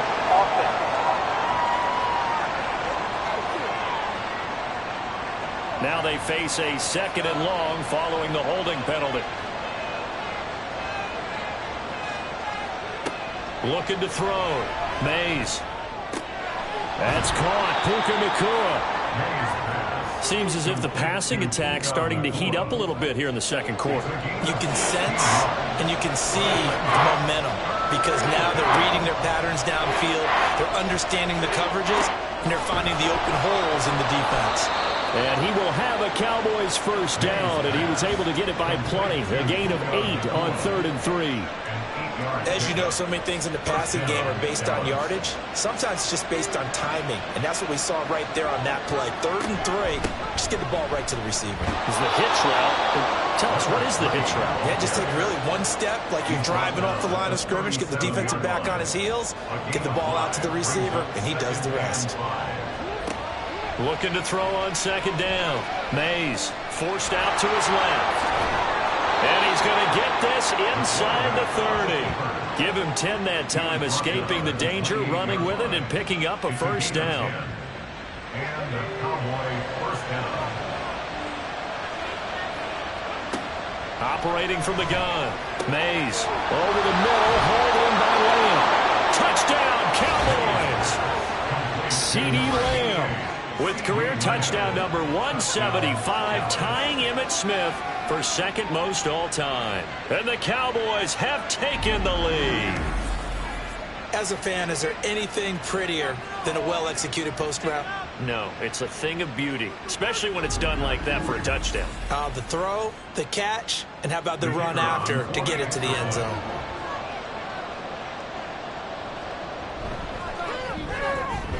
Extra point splits the uprights, and that makes the score 14-7. The kickoff team on the field now as they will send this one away. This fielded right at the goal line. And they'll start this drive just across the 30. Pretty nice work on the return. Atlanta prepped and ready for its next possession. That 7-0 lead of theirs short-lived as they've now given up 2 straight touchdowns to fall behind by 7. Yeah, but no cause for discouragement here. Yeah, they've fallen behind, but haven't they proven that they can go down and score? So what was the formula that got them down there the first time? Get back to something close to that, and maybe they can get this game tied up. Ball on the 39. Here's 2nd and 2. Straight ahead, it's Robinson. And able to get a couple as he's across the 40 to the 41. We talk about defenders, specifically linebackers, keeping their eyes in the right spot. He had that eye down the entire time. And you know that's not easily done because they throw a lot of misdirection at you. They try and fool you and get your eyes in the wrong place. But you're right about that one. He correctly figured that one out and made a really nice play. Partner, you mind if I take off this headset and put on a coaching headset? You want to get this running game going? I want to get this running game going. I'm going down there and saying, gentlemen, we have got to run the football. We've got to get it going right now. Yeah, to this point in the second quarter, it has been a struggle. He's been a busy man here in this first half as he gets it away. A 40-yard punt, no return, and that will come the offense as they take over. From a star in college to a star in the NFL, CeeDee Lamb at wide receiver as he brings out this offense. He's doing what he's capable of, having a solid game. Not the most amazing game. He's not over 100 yards, but a good game so far. And you just know that mentally he feels like he's one catch away from turning it into a great game and starting on that road. And the defenders are well aware of that too. They've got to figure out a way to not let that escalate. Keep him right in this zone here and call it a day, because otherwise he can really decimate them. Better believe they are well aware of his playmaking ability. That one, a first down pickup of 8.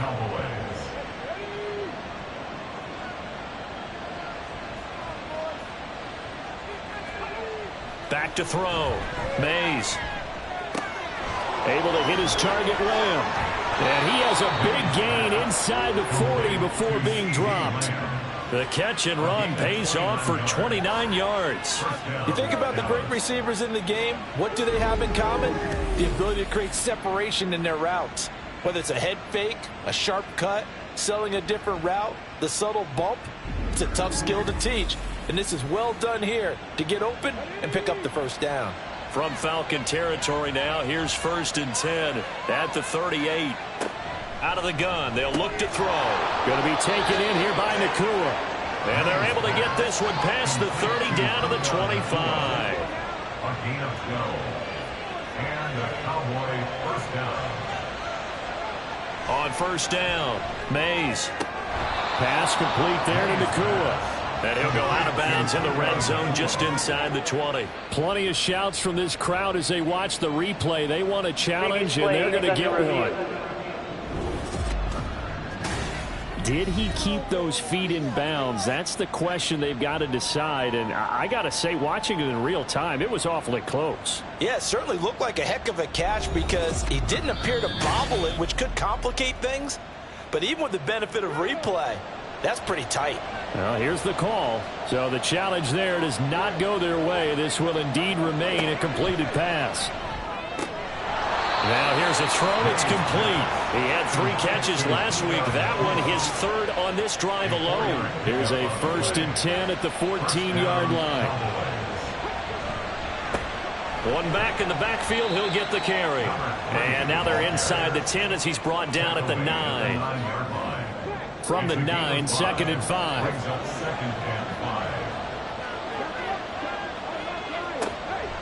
Now a shotgun snap as they'll look to throw.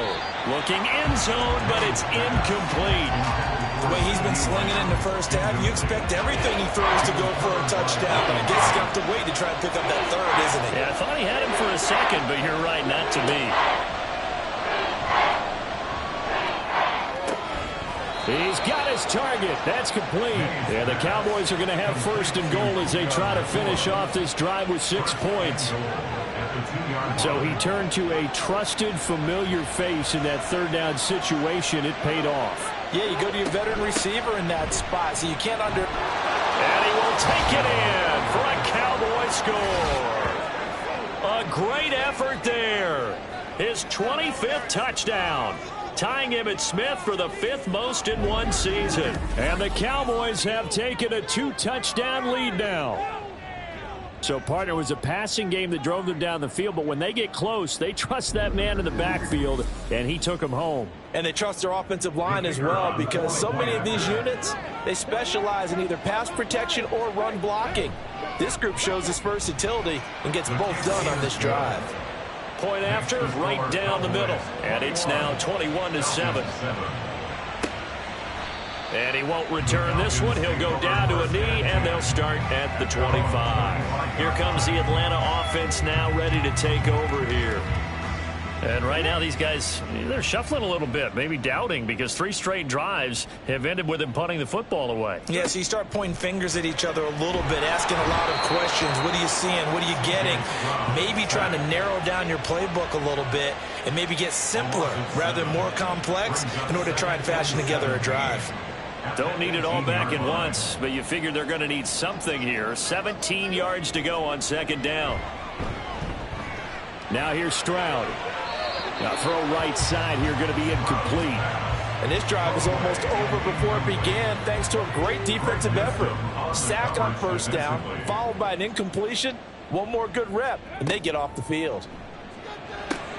Here's a screen for Robinson. Shifts by him at the 25, and he's able to get up here to the 26. A gain of 9, not enough, and it's 4th down. And that's a play that's not uncommon on 3rd and long, because the offense is just hoping that somehow they can get a guy in space and follow some blockers downfield. Does a pretty nice job there getting a few yards, but he ends up getting stopped before you get the first down. It'll be a 39-yard punt, no return, and it will be 1st and 10 as they take over. And now Dallas gets set to take the field. This drive here beginning probably with a pair of motivated groups. Remember, the offense scored a touchdown on their last time out, looking to repeat that in Charles's defense. They were very frustrated after giving up 6 the last time on the field. And frankly, it's just a battle of wills in a lot of ways, because you know they're both motivated, they both game plan for this drive, and they both have specific outcomes in mind. To me, it just comes down to who can execute better and which side can step up and assert its will over the other. And he'll get about 3 out of that, up to the 39-yard line. The Cowboys on 3rd down. They've converted 3 out of 5 thus far. This time they face a 3rd and 2. And now here's a carry heading left. And he will have a Cowboys first down. At least it appears that way. And he got it by maybe the length of a football. So far this season, this is an offense that's proved its ability to move the football. I mean, they're in the top 5 in the NFL and picking up first downs, and they get the conversion here. And I think a lot of that is due to how they win on 1st and 2nd down, because that leaves them 3rd and short, 3rd and manageable. A lot easier to pick them up then, isn't it? Now they'll switch it up here and look to throw. Throw left side, pulled in by Mingo. And he'll be taken down, but not before he gets into enemy territory. A gain of 12. And a Cowboy first down. On 1st and 10, Mays. He completes this one to Mingo. And he gets this inside the 35-yard line. And now we'll get a stoppage here. There appears to be an injured Falcon on the field. But not what you want to see this late in the season. Medical staff is going to check on him, and we'll step aside for a moment. Throwing on 1st down, Mays. That is caught by Lamb. And all the way inside the 15 before they drop him. Chewing up big yardage. Another nice gain there. This one goes for 20. This drive, it's been a good mix. 3 passing plays, 3 runs, hitting on all 3 of those passes, and the last one putting him in the red zone. So wouldn't you think play action right here? Because you've got the ability and had the ability to run it and throw it. Go play action and take your shot at the end zone. Again, he'll drop to throw. He finds his man, complete. That's Ferguson. Now the Cowboys going to burn the first of their timeouts as the clock stops here with 46 seconds remaining in the first half. 2nd and 7.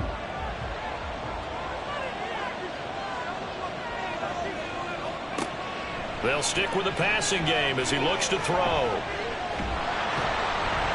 And they're going to get him. They bring it down to a sack back at the 16-yard line. Multiple defenders there to drop him for a loss of 4. 9th play of the drive coming up, and certainly not an easy one on 3rd and long.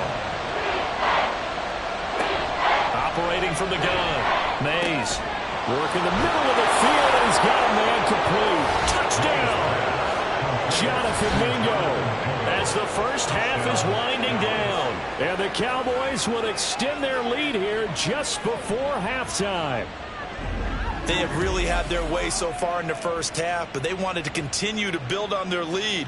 They know that no lead is safe in this league, so they decided to try their best to get one more as they headed into the half, and they got it done.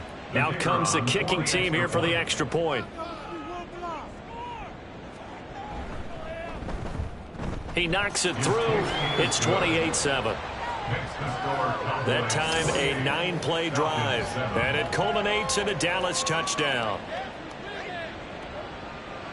So not much time to speak of remaining in this first half as the kick's away. And he will make it to the 20-yard line and no further. About set to begin their next drive, the Falcons offense at the line. They'll indeed try to run it out as they start on the ground. And he'll just push his way forward for a few as the clock will run. So we've reached halftime here on Christmas Day. As we'll head down to Orlando, that's where we find our man Jonathan Coachman at our EA Sports Halftime Report. Coach. All right, Brandon, thank you very much. Happy holidays to you all at home as we take you around the NFL on this 25th day of December. We'll start up at Highmark Stadium, just outside of Buffalo. And it's the Panthers who are out in front. A couple of touchdown strikes there from Justin Fields. From there, we head over to the Windy City. Check on the Bears at home, Soldier Field. And they have the lead in that one over the visiting Packers. The Bears trying to finish that one off and claim victory.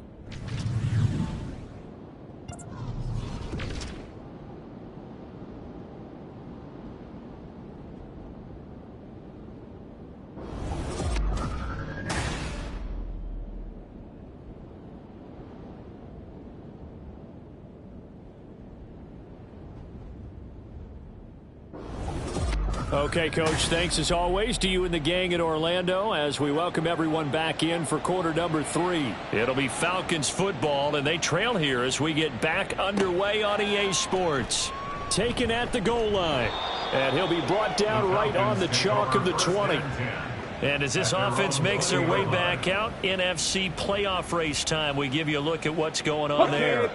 And for them right now, not a done deal. They are holding down one of the final 3 wild card spots with 2 weeks to go. But, you know, there are others, Charles, kind of nipping at their heels a bit. And, Brandon, it's always worth keeping in mind, and I have to keep writing it down for myself. Remember, it's 7 teams in each conference now making the playoffs.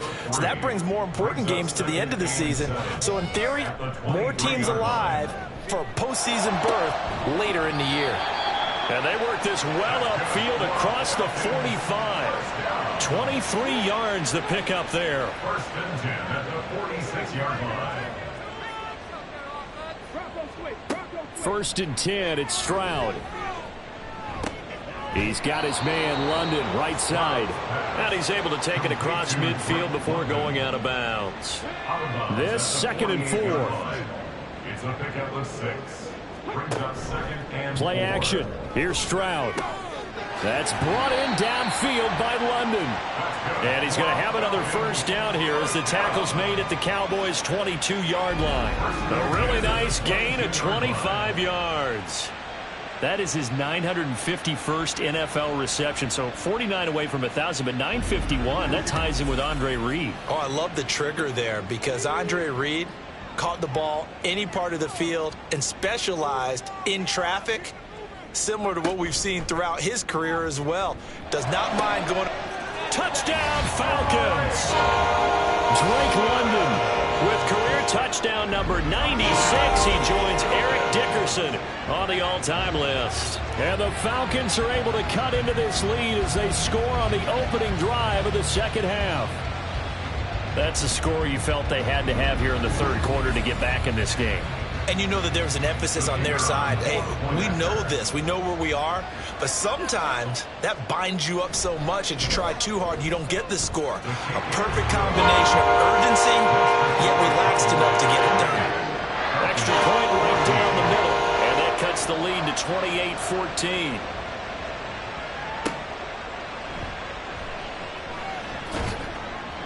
And he returns this to the 22. The Cowboys offense now, they head out for their first possession of the second half. And they were terrific in the first half, built up a sizable lead, and it's just been cut into a bit following the opening drive score on the other side. But this is a unit that has to be itching to get the football again.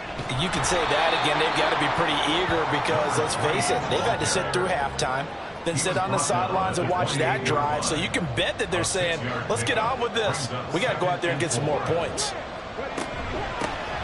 And they'll give him another shot here on the ground. And only able to get two here. Stopped at the 30. But not much on that run, Charles. No, that's exactly the way to execute a run blitz there. They guessed correctly that they would move the ball on the ground, honed in on it, and stopped him. Knocked that down for a win in the defense's column. And this is going to be a Cowboys first down as he's got this up to the 35-yard line. Well, partner, none of these runs individually have added up to a whole lot. Now, 3 plays, all 3 short runs, but together a first down. Yeah, it's amazing how the narrative changes when you string them together. And now a throw on first down there, but it's incomplete. I think he's got to be careful not to force anything into coverage right there. There weren't really any throwing lanes, but the best part for him, he's got second and third down to fall back on. He'll try again with the arm here on second down. And this one is going to be off the mark, too far out in front. Had to do a double take on that one, Brandon, because so far in this game, we haven't seen many of his passes fall incomplete. On third down, Mays.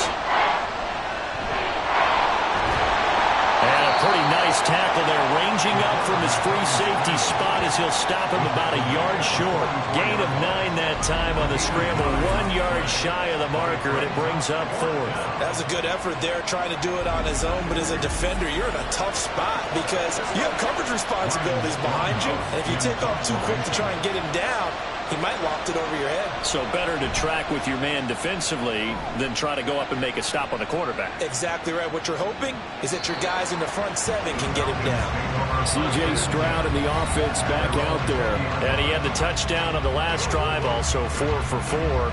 Very, very effective. What does he need to do to translate that forward into this drive? Not think that what he saw in coverages last time is exactly what he's going to get again. He's got to play ahead and start thinking to himself, okay, we just did that. What are they going to take away now? What do we go to as a counter? And continue to encourage his offensive line to continue to give him time. They were really good on the last drive. First play of the drive goes the wrong way. Here's second and 12. 18-yard line.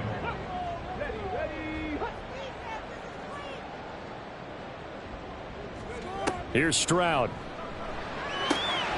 And he will find his man on the outside. And they're going to get this beyond the 40 before he's taken down. That one covers 24 yards. It's a first down. Of course, the catch was nice, but how about what happened after? Able to stay on his feet and gain all that additional yardage. So many of these slot guys, I think, have running back in their background.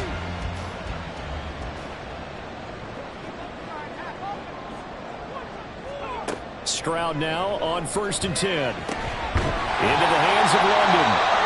And he'll be taken down, but not before he works it past the 50. Now we'll pause for an injured player. And that's wide receiver Drake London who's shaken up. Always unfortunate to see an injury, especially this close to the end of the regular season. We'll step aside. On 1st and 10, it's Robinson. And a nice move will yield nothing as he's stopped behind the line. And now we're going to get a stoppage. A member of the Cowboys shaken up. And not what you want to see this late in the season. Medical staff is going to check on him, and we'll step aside for a moment.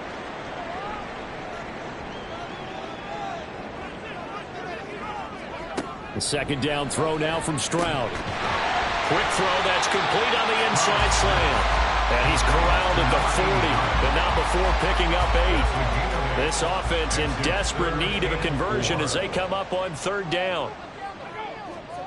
And Stroud now to throw. Able to find the open man. That's complete. And he is going to have a Falcons first down by about 3 yards or so as they wind up getting 7 there on 3rd and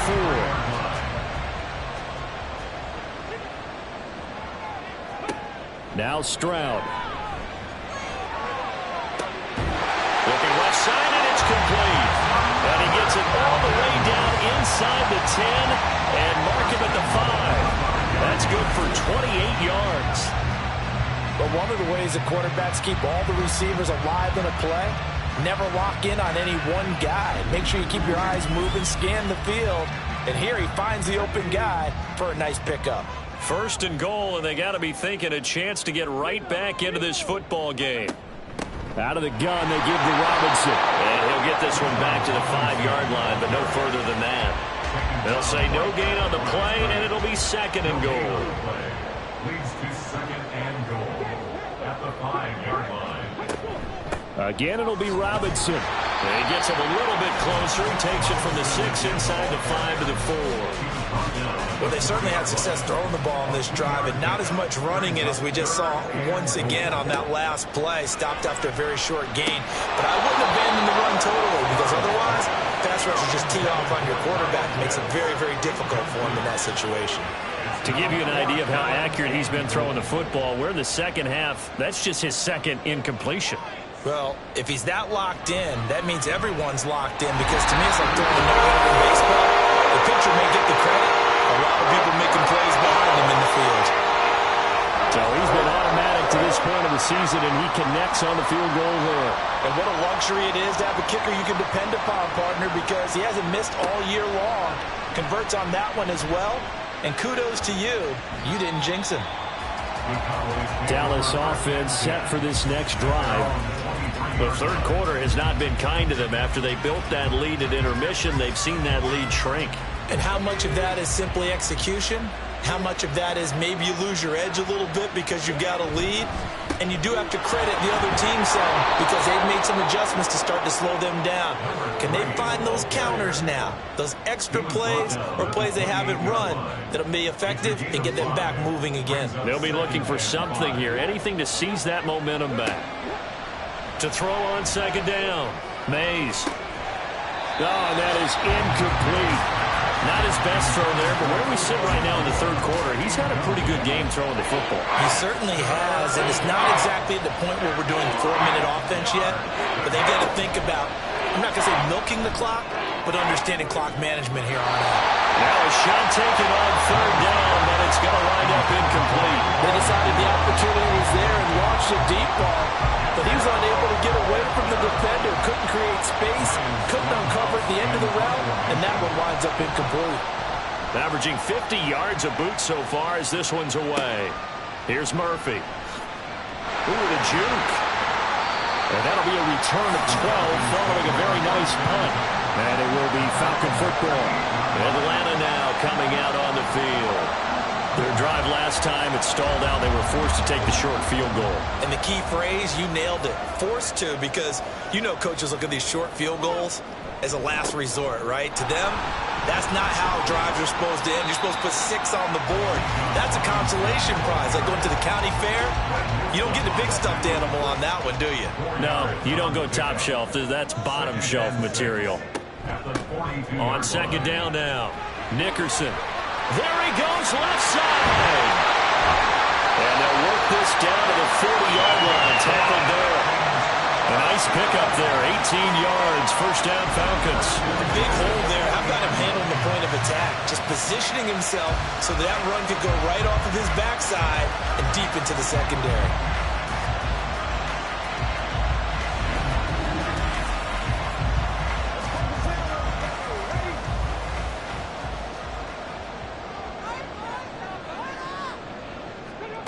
Stroud to the air on 1st and 10. That's caught left side to tight end Pitts. And the result here, a pickup of 8.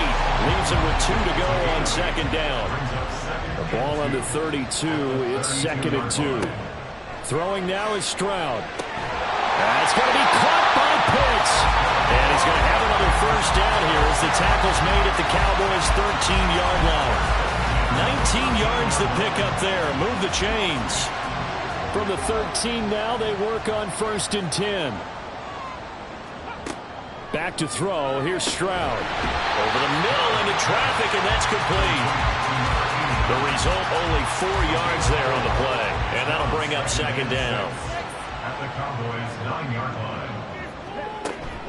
Hand off to Robinson out of the shotgun. And he'll take it into the end zone. Touchdown.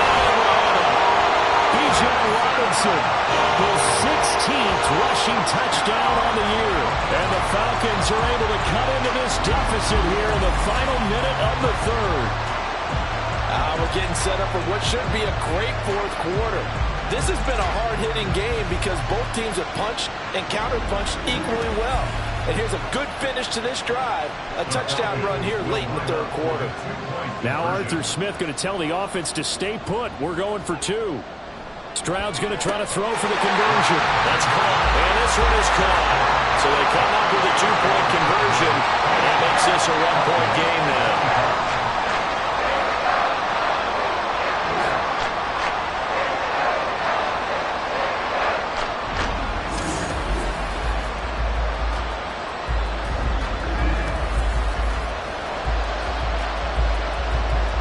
Set now to kick this one away, and off it goes.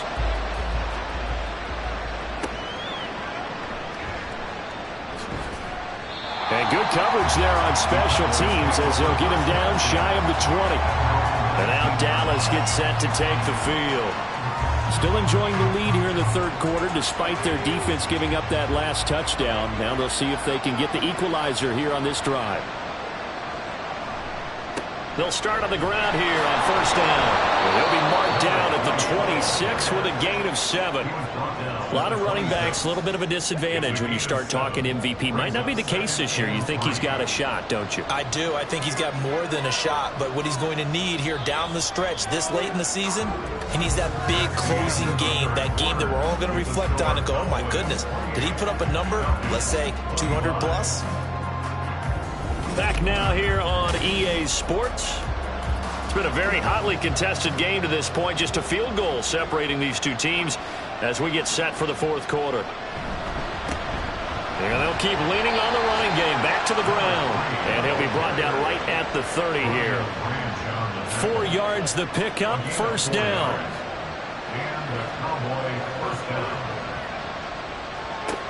Looking to throw. Mays. A short one there taken in by Ferguson.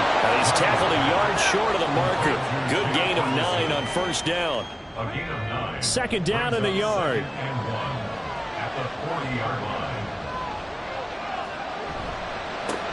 Now a handoff as they run left side. Well, he's free going down the left side. It's a foot race. Touchdown, Cowboys. A big play there with his 2nd touchdown of the afternoon. And the Cowboys use the big play to extend their 4th quarter lead. Sometimes running plays hit or break so fast, there's no reaction time from the secondary. So I've got to give credit to the offensive line for creating that hole so suddenly. And how decisive was he to take that cut and just go? No one downfield there to stop him. An extra point attempt here still to come.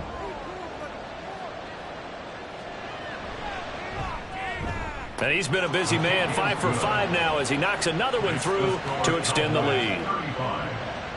A 4-play drive spanning 80 yards. And the finishing touch was that nice long run into the end zone. And he won't return this one. He'll go down to a knee, and they'll start at the 25. And here now come the Falcons. Well, that last touchdown we just saw, what an important one. Now it's back to a 2-score deficit for this crew as they take the field here, and they are in desperate need of finding the end zone. And able to break one tackle, but then quickly brought down. But a nice little gain. 55 yards rushing for him now to this point. In need of only about the length of the football here on second down. Robinson with another carry. And he'll be brought down right around the 37. 2 yards, good enough for a first. First and 10 at the 37-yard line. Stroud. And incomplete, a drop there in the middle third of the field. That'll bring up second down. It's now second and 10.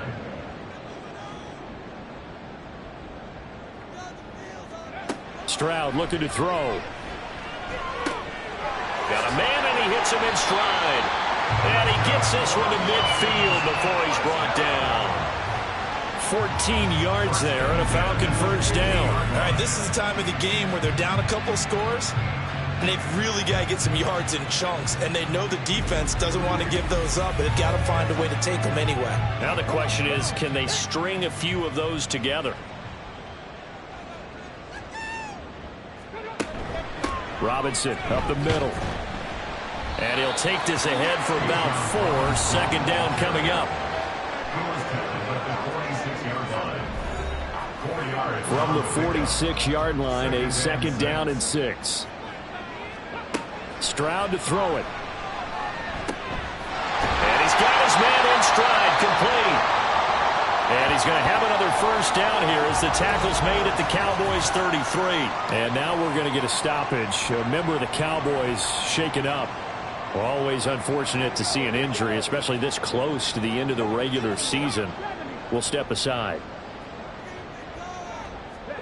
Now they'll throw it with Stroud here, first and 10. And this one's incomplete. So it looks like they still have some fight in them on this series because it seemed like things were headed for the red zone. But if this defense gets 2 more stops, they can keep them out of that area.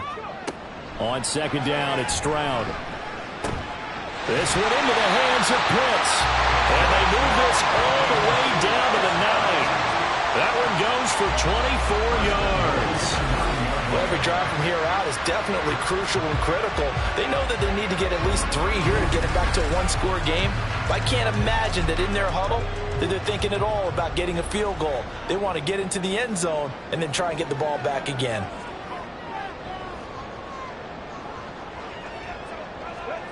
Here goes Stroud again.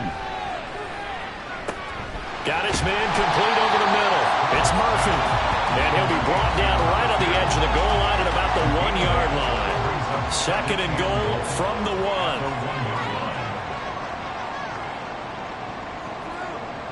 Back to throw again. And this is caught for a Falcon touchdown.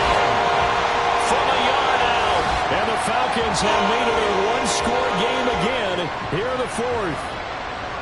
So how about that for an answer? They get the touchdown there, and it's back to a 1-score game here in the 4th. And that's what these guys have done all game long because they've scratched and slashed their way to stay in this game. And by now, we should all realize they're not going away. Now the pressure again swings to their defense because they're going to need to find some way to get the ball back.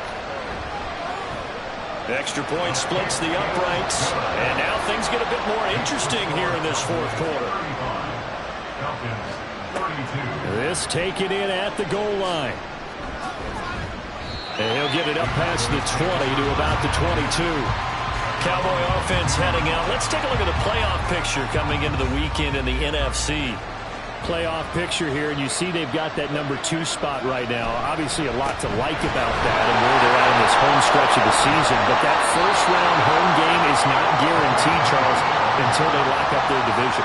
Bottom line, win the division, stay number 2, you get a favorable game at home to begin what you hope will be a nice postseason run. Running game working. They'll stick with it on first down. They're going to snuff this play out behind the line. We have not seen that much today. It's a loss of 4 there, bringing up second down.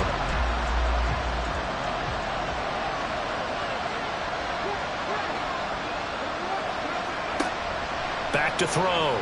Mays throwing quickly there, but it's incomplete.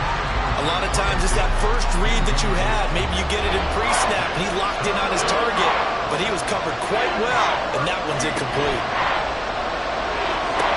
He completes this one to Mingo. And they'll get it up just short of the 45 at the 44. Able to convert on 3rd and 14. A terrific play call. And that certainly appears to be a critical conversion right there, because not only do they keep the drive going, they take valuable time off the clock as well. They have to feel really good about that last completion. A pair of first downs gives them a 1st and 10 up at the 44.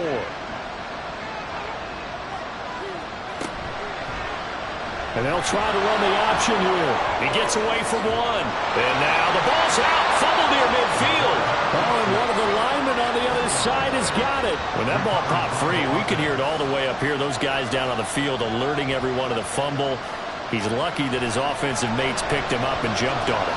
Yeah, and you have to think to yourself, and I'm sure they've been echoing it on the sideline and into the huddle. Guys, we have the lead. Just take care of the football. Don't make it easier for them to start to make a comeback. 17 yards on the catch and run. It's a 1st down.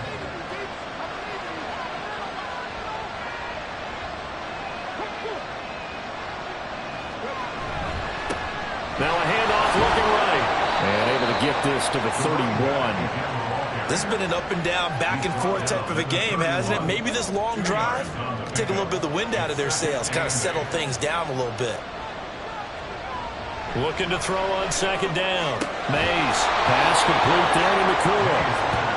What a methodical drive. This is turning out to be that time 9 yards, and the sticks move again. On 1st down, Mays. And that one drops down, incomplete. Good coverage there, forced the ball free, and it's 2nd down. Brings up 2nd and 10 at the 22-yard line. Looking to throw. Mays. Oh, no, he lost the football. And the Falcons grab it. And a big turnover there as his guys will get the football back.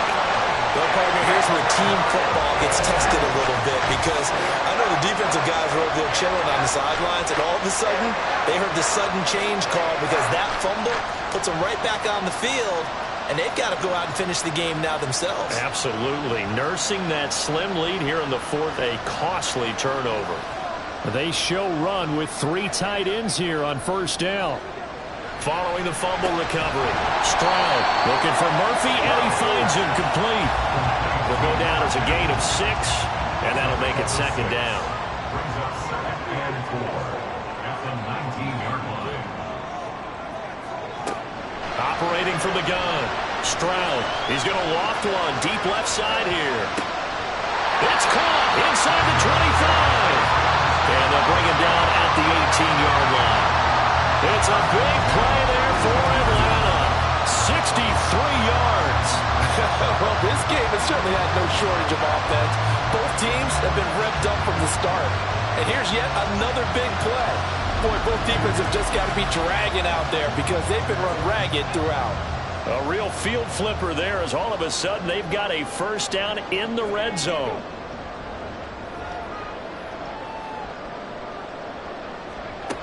Operating from the gun, Stroud. And that is caught. Touchdown, Falcons. An 18-yard touchdown grab. And the Falcons have taken a 4th quarter lead. So from 3 scores down, these guys have fought all the way back to grab the lead. And I'll just tell people what happened when they went up 3 scores. I wrote on your paper 2 words, game over, and now I'm eating those words. I was wrong. A little salt, a little pepper, goes down pretty easily. I will admit when I make a mistake. Well, it looked like it was going that way. This is one of those paging Frank Reich moments, and I can't believe I just brought that up, because Frank Reich at Maryland in college did it to my Tennessee Volunteers, and that was a big reason why my team lost. Sounds like he still harbors some pain from that game. You know, we still got a little time to work it out with the doctor. And able to take it past the 25 and up to the 28-yard line. And now it looks like he's in some discomfort after being tackled at the end of that return.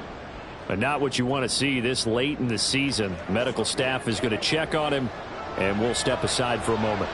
About set for this next drive by the Cowboys offense. Charles, you got to think the number one goal here is ball security. Remember, last drive they coughed it up. Then they allowed the touchdown, and now they're trailing on the scoreboard. Boy, the way you described it makes me think that one actually hurt them 3 times. The fumble cost them potential points. Then they watched their opponent get a touchdown off of the fumble. And third, they lost the lead as a result. Really tough sequence right there.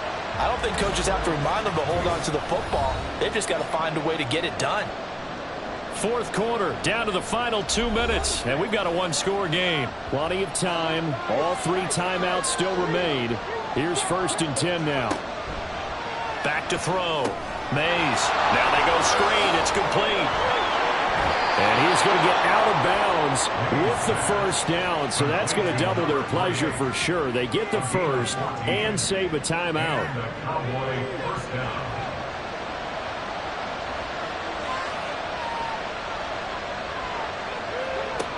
Back to throw.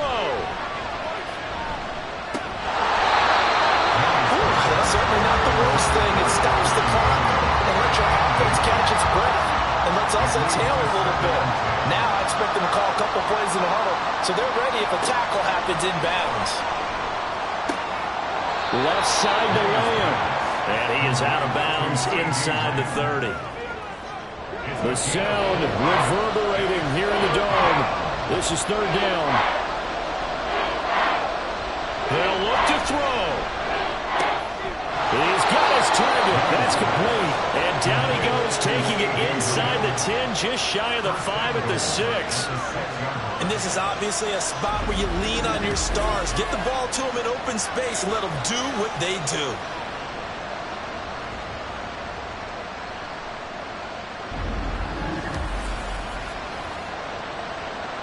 Now 1st and goal.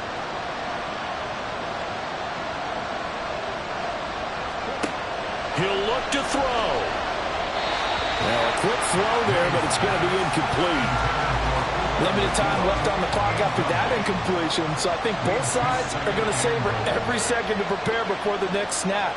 Because once the ball's in motion, it may be a non-stop push to finish this. And he can't get a throw off. He's taken down. What a huge play at this point in the game. David Ojabo running in to take him down. This crowd doing all they can. Here's 3rd and goal. He's back to throw. Toward the end zone, but that's going to wind up incomplete. Now a timeout called for by the defense. And as the 2 teams talk it over on their respective sidelines, we take a break. And that is incomplete, but a penalty flag coming in. This could be a 1st down.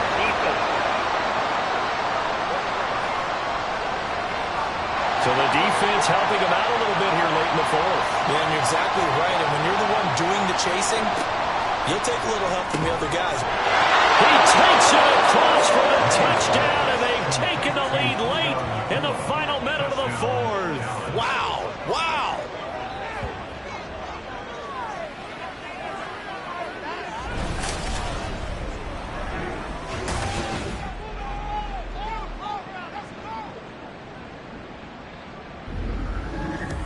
What a game this has been, and what a drive that was, Charles, to take the lead here late in the 4th quarter. And, partner, that's a job well done by everyone, from the players to the guys calling the plays. And if I may introduce just one downside to the mix, might be a little bit too much time left. Enough on the clock for a final last-ditch effort to try and steal this win away. And with time a factor here late, he'll just take a knee, and they'll start things out at the 25. So all eyes on the Falcons. Down by a field goal, 35 seconds to go. A possible crippling loss to their playoff status in the balance, barring a late score. Now the Falcons going to use one of their timeouts as they'll stop him with a little over 30 ticks to go in the football game. Over the middle, complete. That's Murphy. The Falcons going to use the 2nd of their timeouts as they'll stop it with 27 seconds showing on the clock. Firing quickly here, and that's complete. And this won't be enough to pick up the first. A gain of 2, 3rd and 1. And the clock will now stop as a timeout is called with 5 seconds left. A big play in this football game. 3rd down and 1. One final shot for C.J. Stroud. This for all the marbles. And that is going to be incomplete. Boy, they got the tip they were looking for but couldn't secure it. And this one's over. What a game we were treated to in this one. And on that final play, they had a chance. They had the ball just beyond midfield for one final shot, but couldn't get it done, and they suffered the loss. Yeah, and you mentioned how they had a chance on that final play, and getting it to midfield gave them that opportunity, hoping they could find their way to the end zone and make that miracle happen. A really good ending to an entertaining contest, though. So for Dallas, it's another win for them, and you wonder if they want a redo on that one loss as they sit now at 14-1. And they'll get another road test next week as they head to Philly to take on the Eagles. Meanwhile, for the Falcons, it's a tough blow to their playoff aspirations as they drop to 9-6. And they'll try to turn things around next week as they have a matchup in New Orleans against the Saints. And for Charles Davis and our entire crew, I'm Brandon Gaudin. You've been watching the NFL on EA Sports.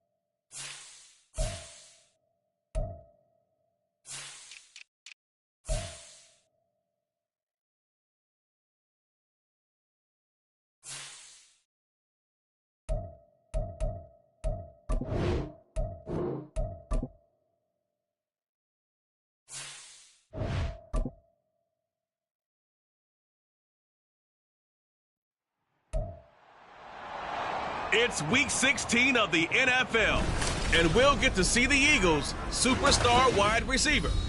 He's on the doorstep of another milestone in a great season, approaching 1,200 yards. It's the Eagles and the Bucs. All that and more coming up next.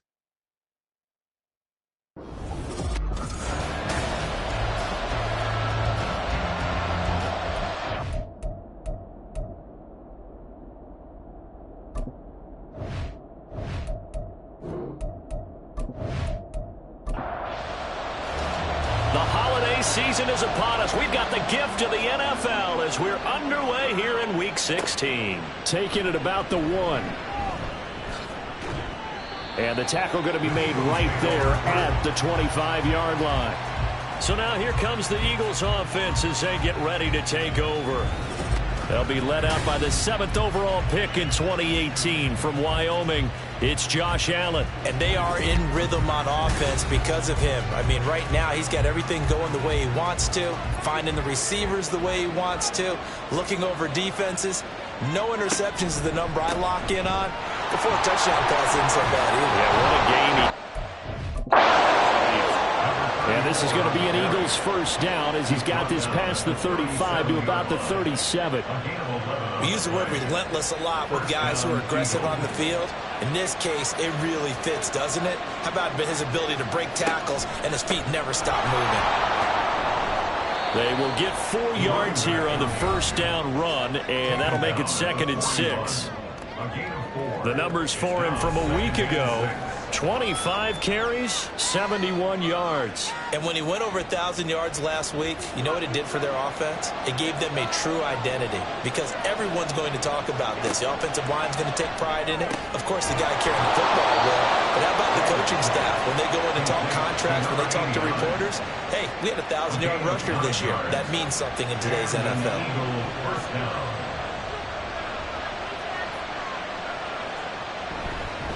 They'll run on first down. It's Willis. And he is tackled inside the 40, not quite to the 35. It's a gain of 13 and a first down for Philadelphia. And that's a run that'll energize an offensive line. They'll take that one all day long. Fundamental breakdown by the defense. You've got to be able to make plays on the edge. They run the option here on 1st and 10. And he probably should have given that one off as he's going to get hit and taken down behind the line. 2 yards the loss, 2nd and 12.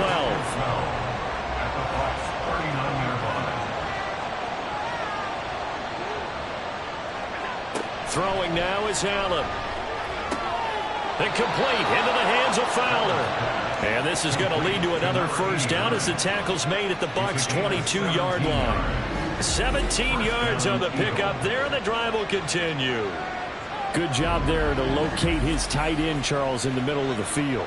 Yeah, he has good pass-catching abilities, and if they're able to continue to find him here in the early going, I think it'll help out his teammates out on the perimeter. You can take the big shots later if he occupies. Blitz coming, and down he goes. They'll wind up losing 8 on the sack there, and it's 2nd down. Well, last game he had 2 sacks. Got another one here, picked up right where he left off.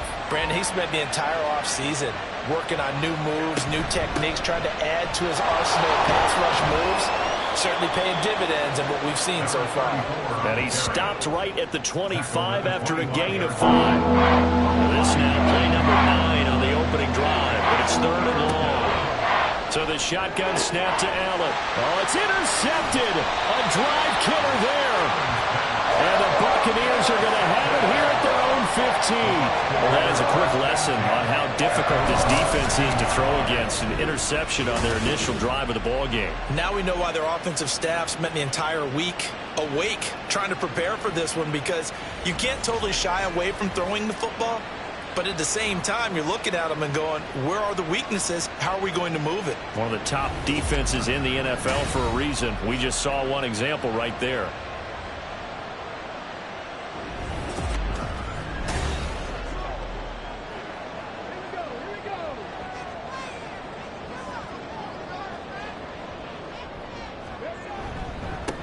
They'll start this drive out on the ground. And he's going to get a solid gain of 9 before being brought down. 2nd and right at a yard.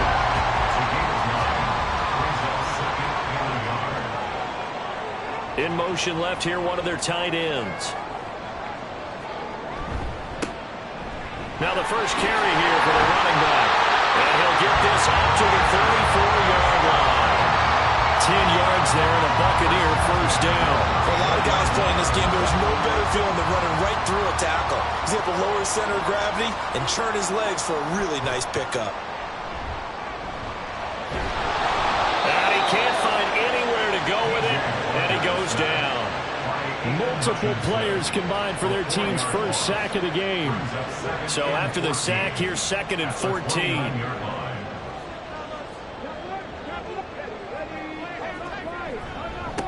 Now a give, right side. Bryant. And he'll take this to the 32, a gain of about 3.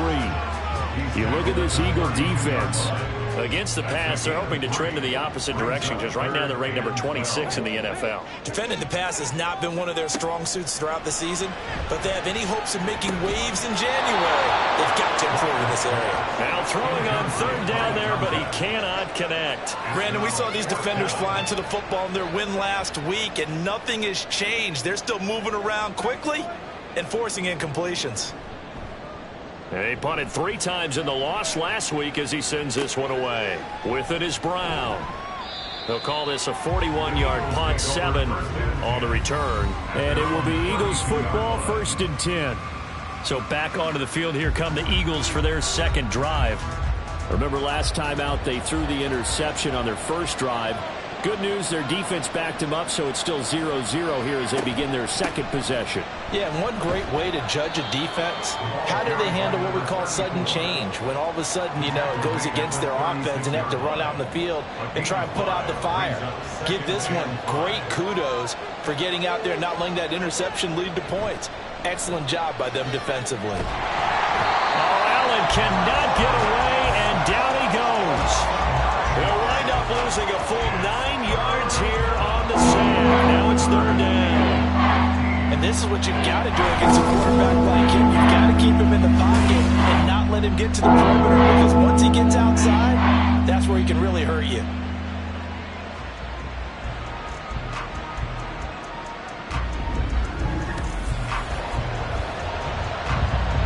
A tough spot here, 3rd and 15. From the gun, it's Allen. He's going to rifle one deep left side. And he bats it away, and it falls down incomplete. Having been a corner that's worth the salt yet that ever admits to worrying about man coverage, how about the play there, breaking that pass up? And the win last week punted 4 times as this one's away. Fair catch called for and made at about the 32-yard line. 37 yards on the punt with no return. And the Bucs will get ready to go on offense. The Bucs offense set to begin their next possession. A last series for them, a little disappointing, forced to punt. And now they'll try to do better here and come away with some points as they begin this drive. 1st and 10. And he went nowhere. He'll lose yardage back to the 29. Yikes, a 4-yard loss really sets him back now for 2nd down. Now Walker.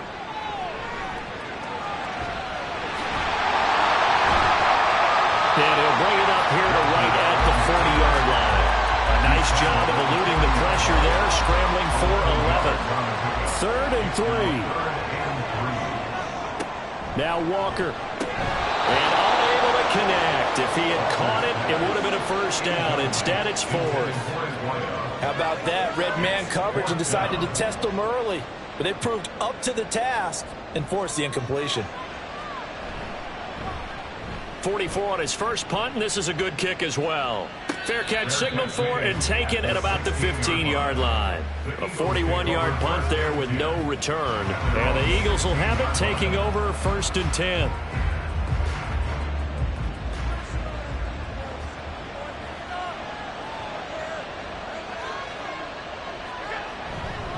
They'll start this drive out on the ground. They'll rumble for about 6 up across the 20 to the 22.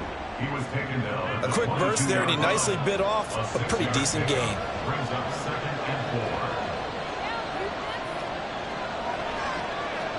Here's Allen to throw it. That's caught by the big tight end, Dallas Goedert. And they'll get it all the way up about 5 yards shy of midfield. 23 yards the pickup there. For a tight end, he's got good straight line speed, and on that route, he's often the guy that gets overlooked. Nice job there finding him in stride for really good yardage.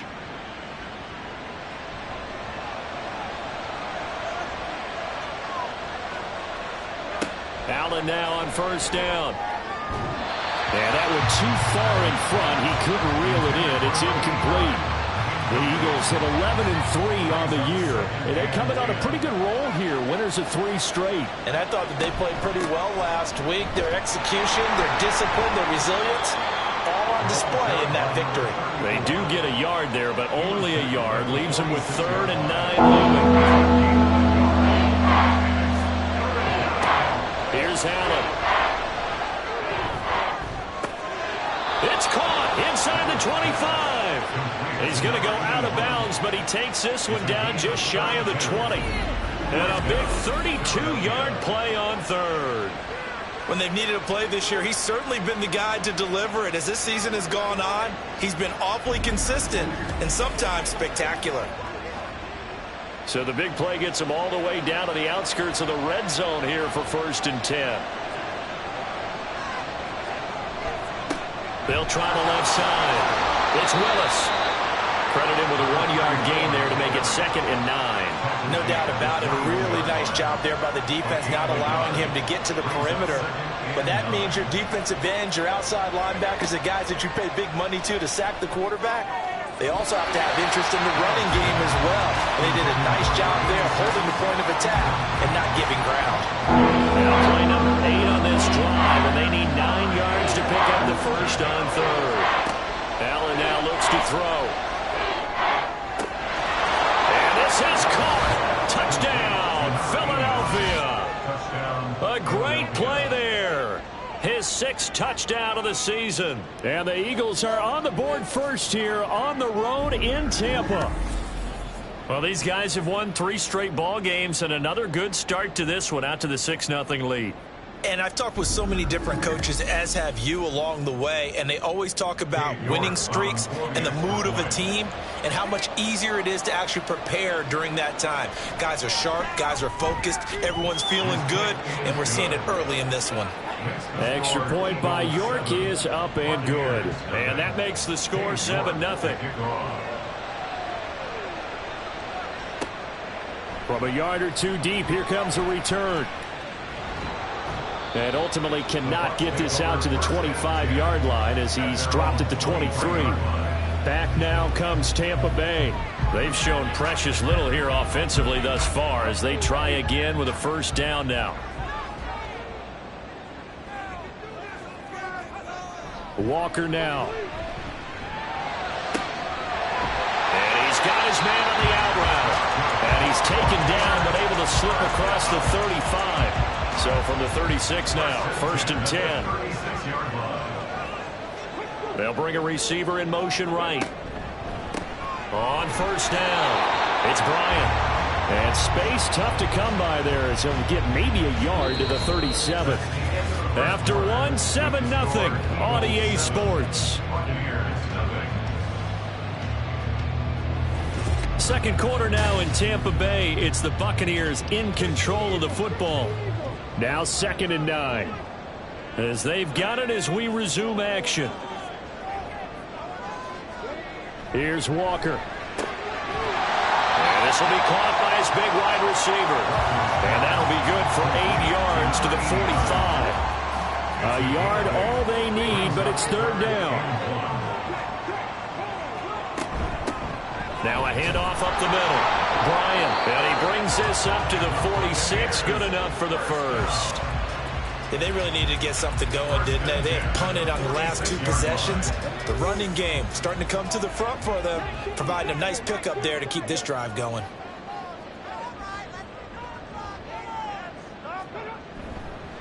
Right back to him on 1st down. And he can only manage to get a couple.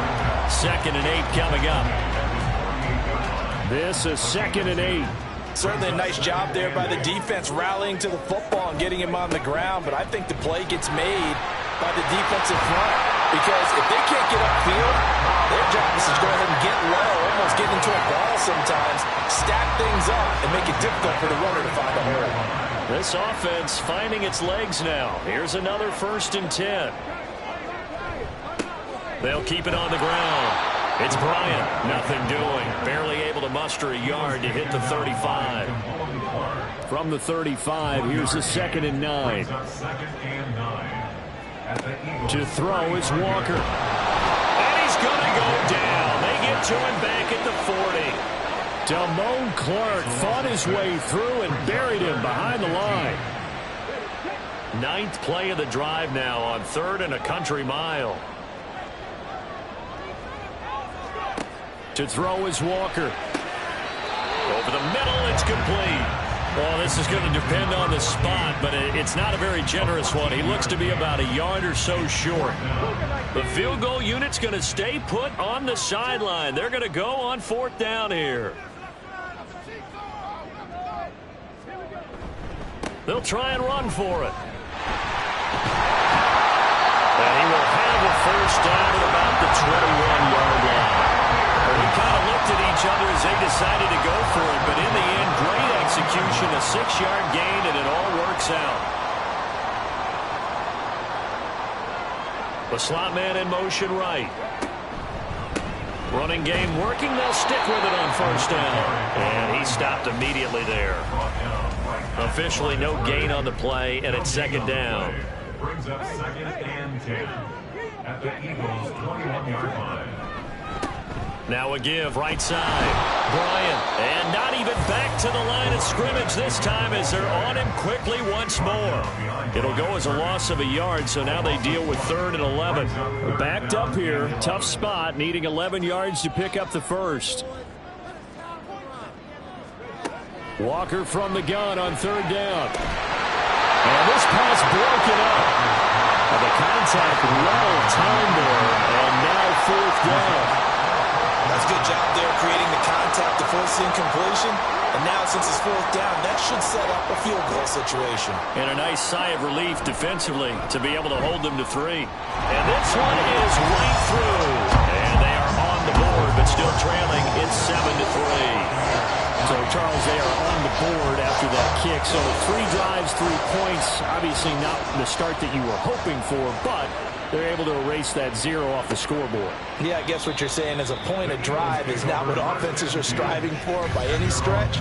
They're happy they've got 3 now. They hope that that unlocks their offense for bigger points down the road.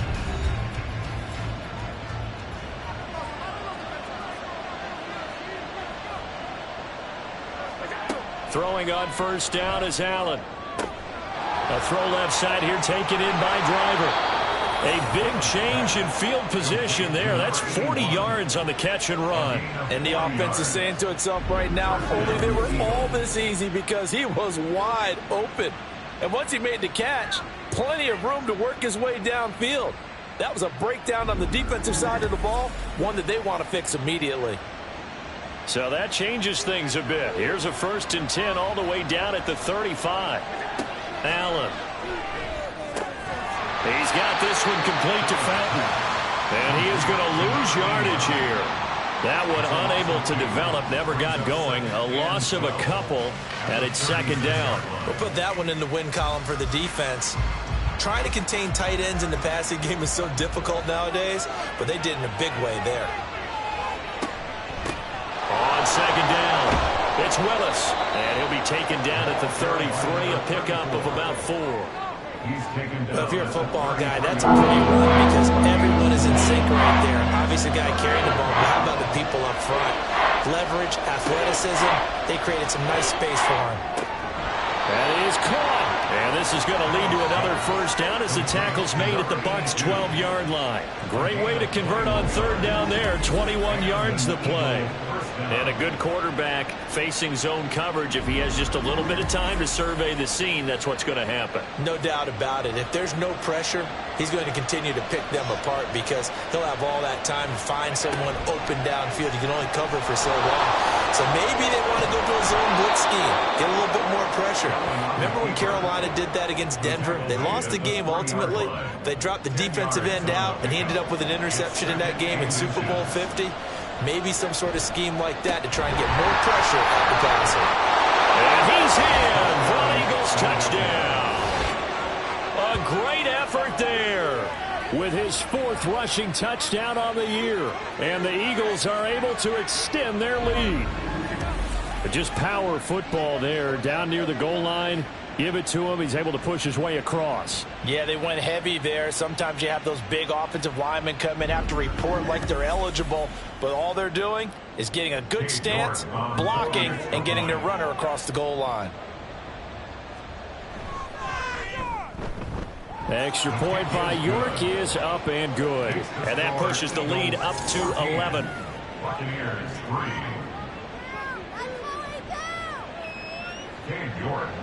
York ready, and here we go as he sends this one away.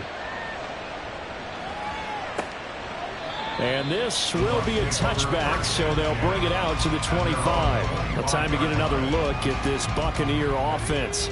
It's been very much a slow start for them. 3 drives and just the 3 points, CD. Yeah, if you're into the points per drive ratio, that answer is 1.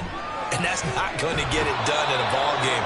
They've got to find a way to finish these drives in end zones, not having balls go through goalposts. Aiden Hutchinson has now recorded 10 sacks on the season. At the 23, it's 2nd and 12. Up the middle they go. It's Bryant. Takes this to the 27. Give him 4 yards. When you find that kind of yardage, you couldn't be more confident as a ball carrier. And guess what? You're going to go back and tell your offensive coordinator, I'd like to keep carrying it, thank you. Walker looking left side. He's got it complete. And he is going to have the Buccaneers first down as they're able to get the 3rd down conversion. They kept the receiver in the short field, but that let his quarterback get the ball quickly to him before either guy in double coverage could react. So from the 36 now, 1st and 10. They'll try the left side. Bryant. And he's going to get this down to the 35-yard line. 68 yards rushing for him here as he starts to close in now on 1,200 yards for the season. So from Philadelphia territory now, here's a 1st and 10 at the 35-yard line. Walker. Throwing right, and that's complete. And they're able to get this one past the 30 to the 25-yard line. 10 more there and another first down. We've got a 14-3 ball game with 2 minutes left in the opening half.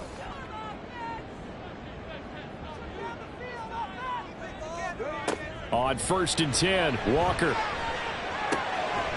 And a quick throw here, that's complete. And he'll go out of bounds in the red zone just inside the 20. Here now, 2nd and 4. It's a pickup of 6. Brings up 2nd and 4. Operating from the gun, Walker. He gets this out to Foster on the right side. And he's going to be taken down right at the 10-yard line. So not quite a 1st and goal. It's 1st and 10 from the 10. They'll look to throw again. To the end zone, but it's incomplete. They're putting together a drive here in the final minutes of the half, but the coverage has been tight all game long, and they certainly want to keep them off the scoreboard here. On 2nd down, Walker again. He finds his man, complete. That's Bryant. And he's able to work it here to the 8-yard line. So the screen good for only 2. Now it's 3rd down. 3rd and 8.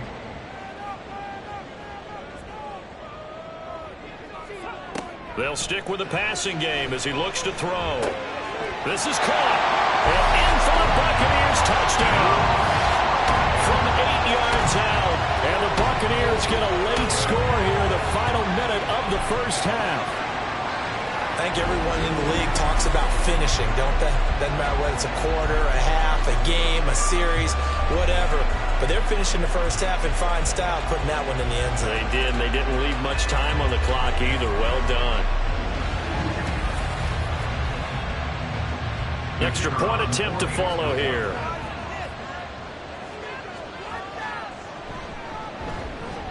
And he's got it. That cuts the lead. It's now 14-10. A 10-play drive that time. And it's all finished off with a touchdown by Tampa Bay. And here comes a return from just beyond the goal line. And the decision to come out of the end zone is going to cost him 5 yards as he's taken down right at the 20. The Eagles offense going to take over late in this first half. And we'll see how this is played. Offensively, they've got the lead. Not a whole lot of time left. What do you think, Charles? Well, it's tempting to try and add to your lead, but a mistake there, that could change things in a big way. I say go ahead, take the knee, get on out for the half. To throw, it's Allen. And his throw here's incomplete. I like the calmness of how he played the ball here. No panic in his eyes as that throw arrived. Tracked it from the moment it left the quarterback's hand. That's just where he needed to be to knock it away. Pass taken in by his big tight end. Now the Eagles will use the second of their timeouts as they'll stop the clock with 26 seconds to go until halftime. Throw caught there by Willis. The Eagles will take their third and final timeout. And with halftime on the horizon, they'll be out of timeouts from here forward. Throwing the out route incomplete. It's Fowler. Complete to number 89. A gain of 9 yards. First down, Philadelphia. So we've reached halftime here. Charles has already thrown off his headset. He's out here. He says, it's Christmas Day. I'm going home. We're not done yet, though. As we toss it an hour or so east of here to Orlando, it's Jonathan Coachman with our EA Sports Halftime Report. All right, Brandon, thank you very much. Merry Christmas to you at home as we take you around the NFL on this 25th day of December. We'll begin out in the windy city of Chicago, and that's been a back-and-forth game, all tied in the second quarter. From there, let's head over to Highmark Stadium to check out what's happening with the Bills. And you can see, currently they trail in that ball game. A couple of touchdown strikes there from Justin Fields.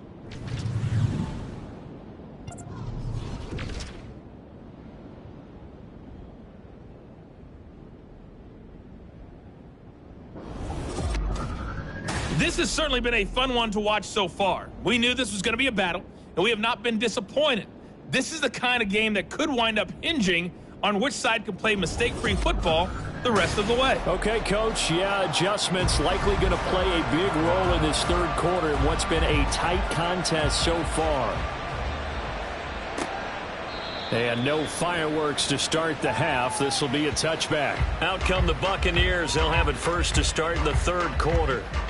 They do trail, but they have a chance to possess the football first to try and do something about it. And that certainly makes it something of an important drive for them, because is it going to win the game? No, but you have to do something to bring some life to your sideline.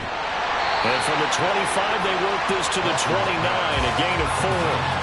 Well, offensively, that's the mismatch that you want. You want to force a linebacker to try and cover your back out of the backfield, out in some open space. But linebackers nowadays, they run like backs, and they take a lot of pride in covering. What a nice play he made there in the open field. 10 yards there and a Buccaneer first down.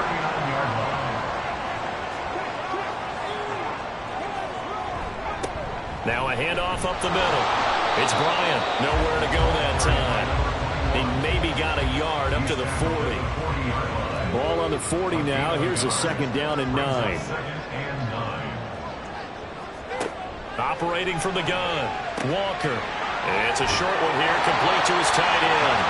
And he'll be stopped right at midfield. Second catch for him today, and it'll wind up a first down. Up the middle they go. Bryant. And he's going to take this ahead for right around 3 yards, but no more than that. Second down. A 3-yard pickup brings up second and Looking to throw. Walker. And a throw right sideline is complete. They tried to tiptoe the pylon, but they're going to say he stepped out at the 1-yard line. A big play that time for Tampa Bay. 47 yards. Oftentimes now, offenses aren't nearly as precise as days gone by. They just tell receivers, find an open patch of grass and let the quarterback find you. And that's exactly what they did on that play. First with the pass through the air, nice chunk of yardage there, and then additional pickup. And he's into the end zone. Touchdown, Buccaneers. Punching it in from a yard away. And the Buccaneers have taken the lead as they go right down the field and score on the opening drive of the second half. Point after, right down the middle. And it's now 17-14. Out is the kickoff unit as they run up and send this one away. From a couple yards deep, he'll bring it out of the end zone. And they'll get him down right at the 25-yard line, so the same result, and he opted for the touchback.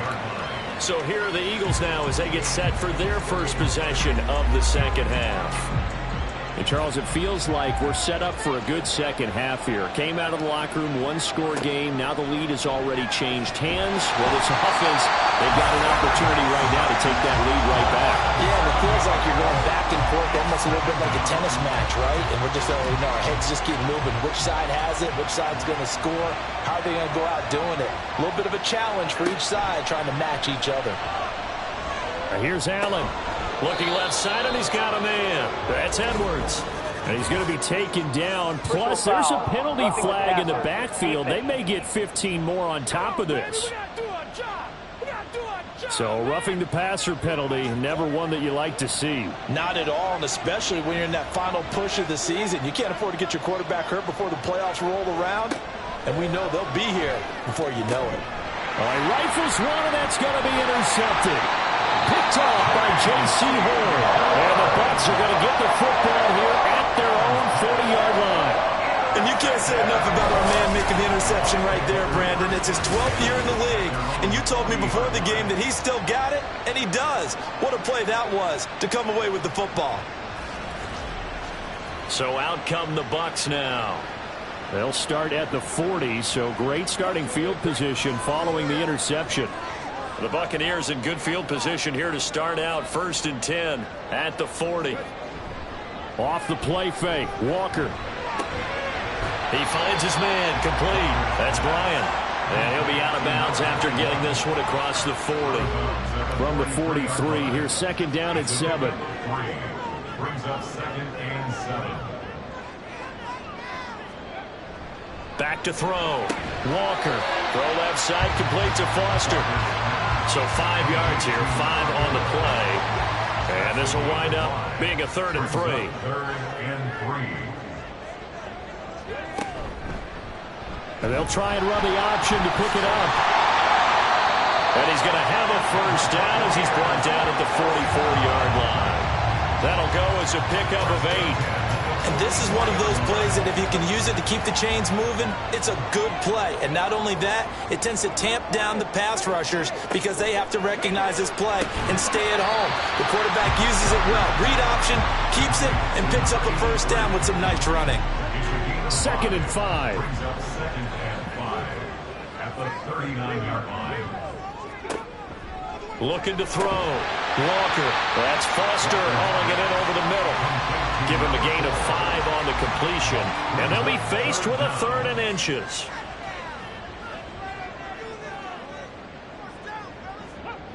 Back to throw.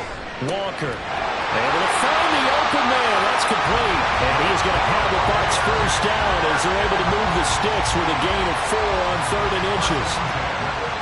So 1st and 10 now from the 30. Oftentimes we think of those tough yards as grinding yards that a running back has to pick up.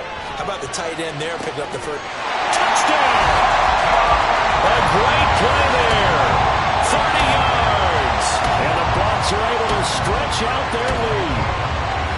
That seemed pretty ideal there for the offense, Charles. You take a little bit of time off the clock here in the 3rd quarter, decent length drive, and you pad your lead as well at the end of it. And what it does is lets you feel like you're in control of this game, even more so than a 2-touchdown lead, right? Because you have taken that time off, as you noted, which means they couldn't get you off the field. You ran your playbook the way you wanted to, and you gave your defense some rest. What a big-time drive in that situation. Extra point right down the middle, and his guys will take a 10-point lead. The Bucs ready for the kickoff, and here we go. It's in the air. This fielded right at the goal line. And it's a pretty good return here as he'll get this up to the 29. Philadelphia getting set to take the field. So now, Charles, this drive maybe a touch more important, trying to erase the memory of that interception they had the last time out. Yeah, and everyone goes through this because even the best in the game, you're going to have games where it just doesn't go right for you and interceptions result. So, frankly, to me, it's all about how you respond, not just the types of plays that you call, but how you carry yourself, how you show your team that you're still with it, and how you continue to lead. Allen's throw taken in by Edwards. And he gets this up across the 35 before he's out of bounds. This offense in desperate need of a conversion as they come up on third down. Allen going to throw. Work in the middle of the field, and he's got a man complete. And he is going to have an Eagles first down by a couple of yards as they're able to convert here on 3rd and 3. Inside 4 minutes to go, third quarter. First down, and they're going to throw with Allen. Able to find Willis. And they get to him after a gain of 6 to the 46. Just about every quarterback is trained to really look downfield first before you come back and make a nice, safe throw. And in this case, that's exactly what he did. Found his running back, let him create some space, and it turned out to be a nice play for the offense. 9 yards to pick up there, and it's a first down. That's now 4 completions in a row. A good bounce back following the interception last drive. Certainly not letting it affect him, that's for sure. And we all know interceptions are going to happen. So the big trick, don't let it affect you going forward. Most of the good quarterbacks, they just... Touchdown, Eagles! A big play there. 45 yards. And the Eagles have got it back to within a score. Those are the touchdowns that aren't just scored on Sundays or on Monday night. Those are the ones that are scored during the week because they had that preparation in a great route run. Oh, I love that observation because you don't just roll out on game day and say, okay, go run this route and let's get it done. That means exactly what you said. The practice had to occur beforehand, which led to the timing, which led to the touchdown. Extra point by York is up and good. And that cuts the lead to 3, 24-21.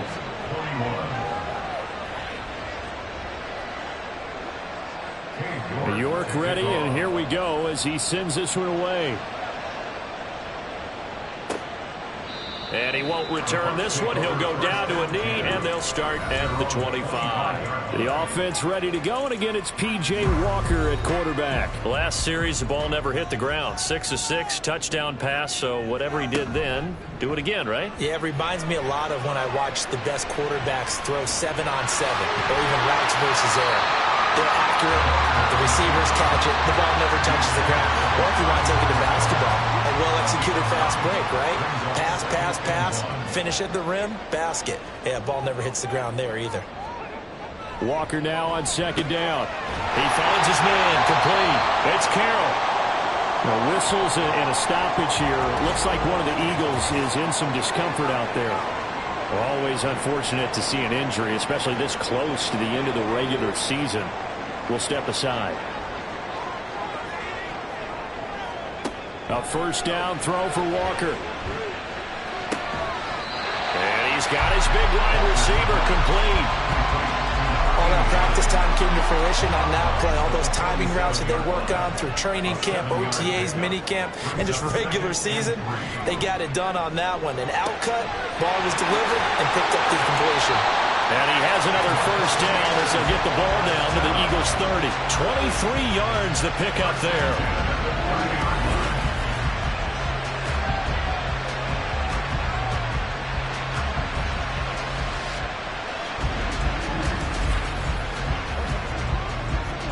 So from Philadelphia territory now, here's a 1st and 10 at the 30-yard line.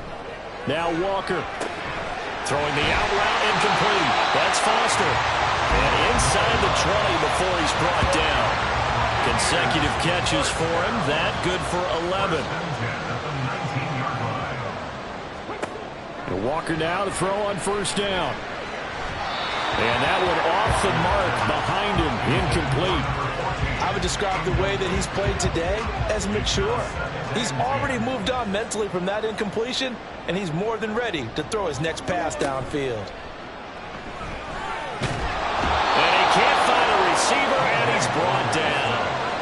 They get to him for a loss of 4, and it brings up 3rd down on the sack. A long way to go here on 3rd down for the 8th play of the drive. Here's Walker. And that is incomplete. Yeah, offenses always try to be smart about when they're trying to dial up a screen to the running back because they understand you can only go to the well so many times in a game without the defense starting to anticipate the call. And his kick is right there. It's good, and that will finish off this 3rd quarter of play. 1 quarter remains here in Week 16. We'll return with more after this. You're watching the NFL on EA Sports. Back now in Tampa, where the 4th quarter will begin with a kickoff following the score on the final play of the 3rd quarter. And he won't return this one. He'll go down to a knee, and they'll start at the 25. The Eagles offense making their way back out as we take a look at the playoff picture in the NFC. And the division title, that's out of reach. We know that. This is as good a spot, Charles, as they're going to get. That first wild card and the number 5 overall seed. Partner's not out of the question, especially with the 7 seeds that they have now in the playoffs. If you do win and the other wild card teams win in the first round, you could find yourself with a home game in the divisional round. Now, we know that's not likely, but it's not out of the question. Bottom line, you have to win to put yourself in that position. Here's 2nd and 10.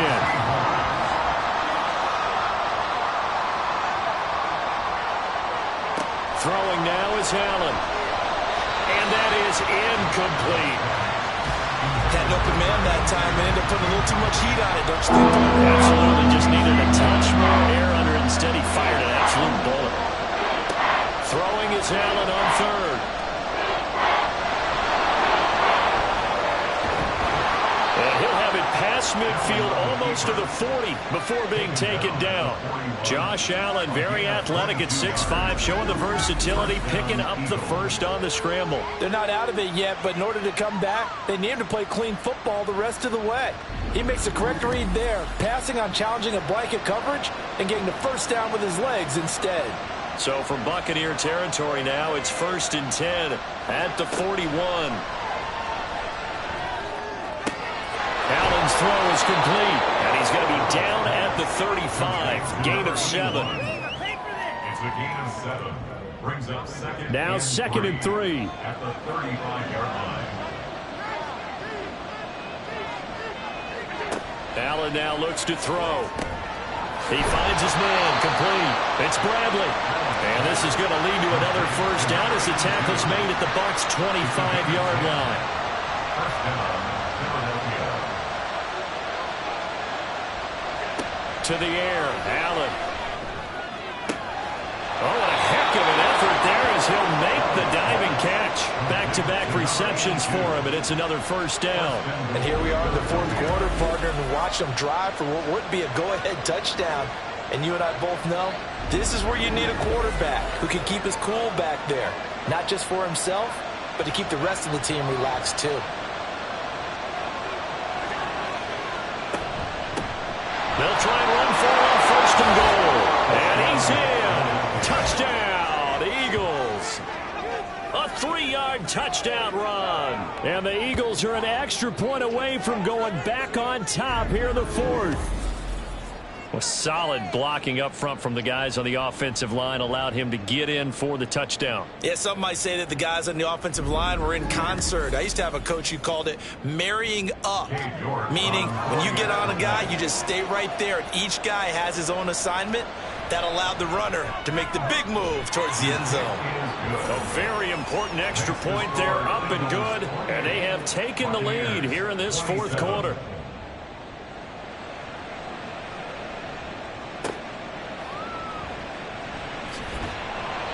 And he won't get this to the 20-yard line as he's down at the 19. Here comes the Tampa Bay offense now heading back out onto the field.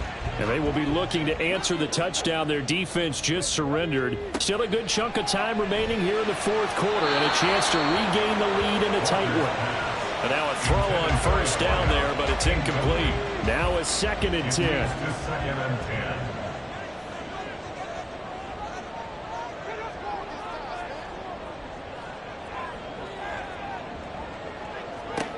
To throw is Walker. Throwing over the middle, and it's incomplete. Tough series for the passing game. Things just aren't clicking. Hopefully they can come through on this play and get this series back on track with a completion for enough yardage for a first down. Walker from the gun on 3rd down. Oh, he tries to force it in, and it's intercepted. And they have the football and will set up shop at the 33-yard line. Certainly not his best throw that time, and not a good time to make it, Charles, when they were a nickel with 5 defensive backs on the field. And that's exactly why you have those 5 DBs out there. You want extra speed on the field, guys who have ball skills and understand what the passing game can do, and gives them a chance to react and make a play on the football, and they take one of those away. So they'll come up 1st and 10 now from the 33. Now a handoff up the middle. It's Willis. And an excellent job of finding the opening as he's got this now all the way down to the 22. 67 yards rushing on 12 carries for him now.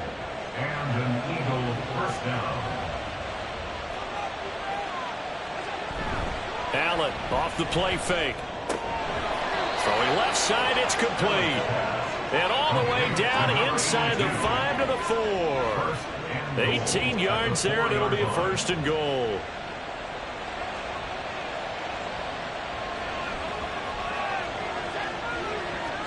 Now Allen. Looking end zone, but it's incomplete. Yes, sir. How about an attaboy there on first down? Got his hand in and knocked it away.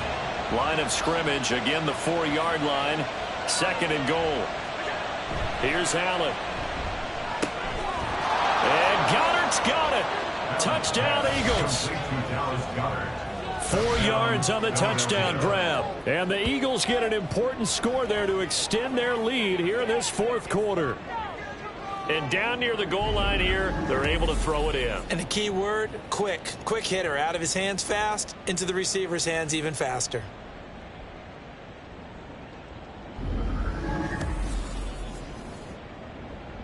York now for the extra point.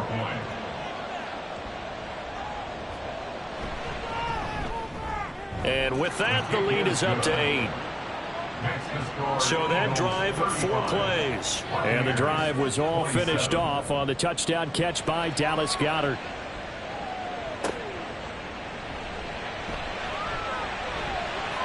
And a decent return out to the 27-yard line. And Tampa Bay trots out there now. Still plenty of time here in the fourth quarter. In just a 1-possession game, down 8. They'll be looking for the touchdown and 2-point conversion. A field goal here on this drive does very little at this stage. No gain on the play there. 2nd down. No gain on the play. 2nd and 10. At the 27-yard line. From the shotgun, it's Walker. Oh, he's got a man wide open, complete. And they nearly get this all the way to midfield. Mark him down at the 49. Last play, they got stumped at the line. Different story here, over 20 yards. And that's a much-needed first down right there. Look, they're down by 8. So logic says they don't have to get a touchdown out of this drive. But the way things are going, I don't know if I'd put it in the hands of my defense here. You might not get the ball back at all. So if a 4th down situation comes up, I'm thinking hard about going for it right here and right now. And he'll manage to pick up about 4. It's 2nd down. Ball on the 47-yard line. Here's 2nd and 6. To throw is Walker. He finds his man, complete. It's Bryant. And that play will go nowhere. Losing yardage back near midfield at the 49. It'll go down as a 2-yard loss, and it brings up a 3rd down. Walker now.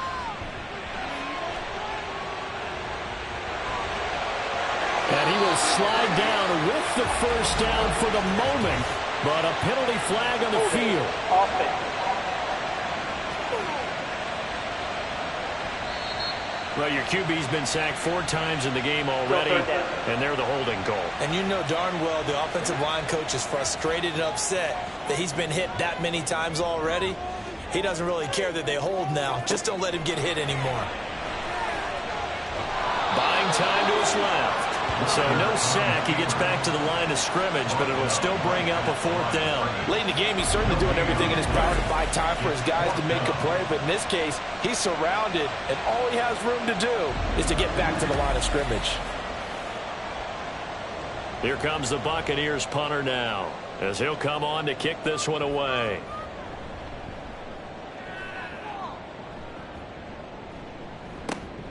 Now Brown. 7 yards on the return after a punt of 39. And they will take over 1st and 10. Here's the Philadelphia offensive unit now as they head out to take over possession. They have the lead, obviously, late in the game. I guess the good news for them is if for some reason they would make a mistake, a field goal does the opposition no good. Everyone loves to have a little bit of a cushion, and that helps you immeasurably. But the bottom line is, do all the things that you're taught in order to close out the game. Don't even let that become an issue. Yeah, but still a 1-possession game. This one not fully over yet. On 2nd down now, it's Willis, and not much there. Maybe a yard up to the 24. The offense on 3rd down. They've hit on 6 of their 8 tries. Very good. This is 3rd and 10. A throw there, but that's going to wind up incomplete. Critical play in this football game, because if they pick up the 1st there, that clock keeps rolling. Has to be a little frustrating for them because they know that they pick up a 1st down there and continue to eat away at the clock. Really increases their chances of closing this one out. Now they're likely going to have to give the football up and sweat it out on the sideline. They call that a punt of 38 yards officially. Now the Buccaneer offense gets set to take over. Defense got the better of them last series, forcing a punt. See if they make a few changes in the game plan here and try to get points out of this drive. 1st and 10. A throw left side to start out. That's complete. This possession means so much for them. They've got to focus on this drive and find a way to make this a 1-possession game. Yes. Got to get a score. Yeah, so good with a field goal. Don't necessarily need a touchdown. On 2nd down, it's Bryant. And he'll only get a yard, maybe 2, up to the 46. Defensively, we always know that he is tough in run support, and I think the way that he gets there is he understands what an offense is going to do before the ball's even snapped. A great job of scouting prior to the game, then reading, reacting, and taking the right path to the ball carrier. And that's the knowledge you gain from being in this league for a long time. He's learned the hard way when to give up and fight another down, and that's a smart move to throw it away. Yeah, yikes. Terrible kick headed straight for the sidelines. The Eagles offense back out onto the field. Their defense got the stop, forced the punt, and now you really start to monitor the clock as they nurse this slim lead. On 1st down, Allen. Got his man complete over the middle. That's Willis. And brought down, but not before reaching the 45-yard line. And not totally home free yet, but it's looking good as they come up 1st and 10.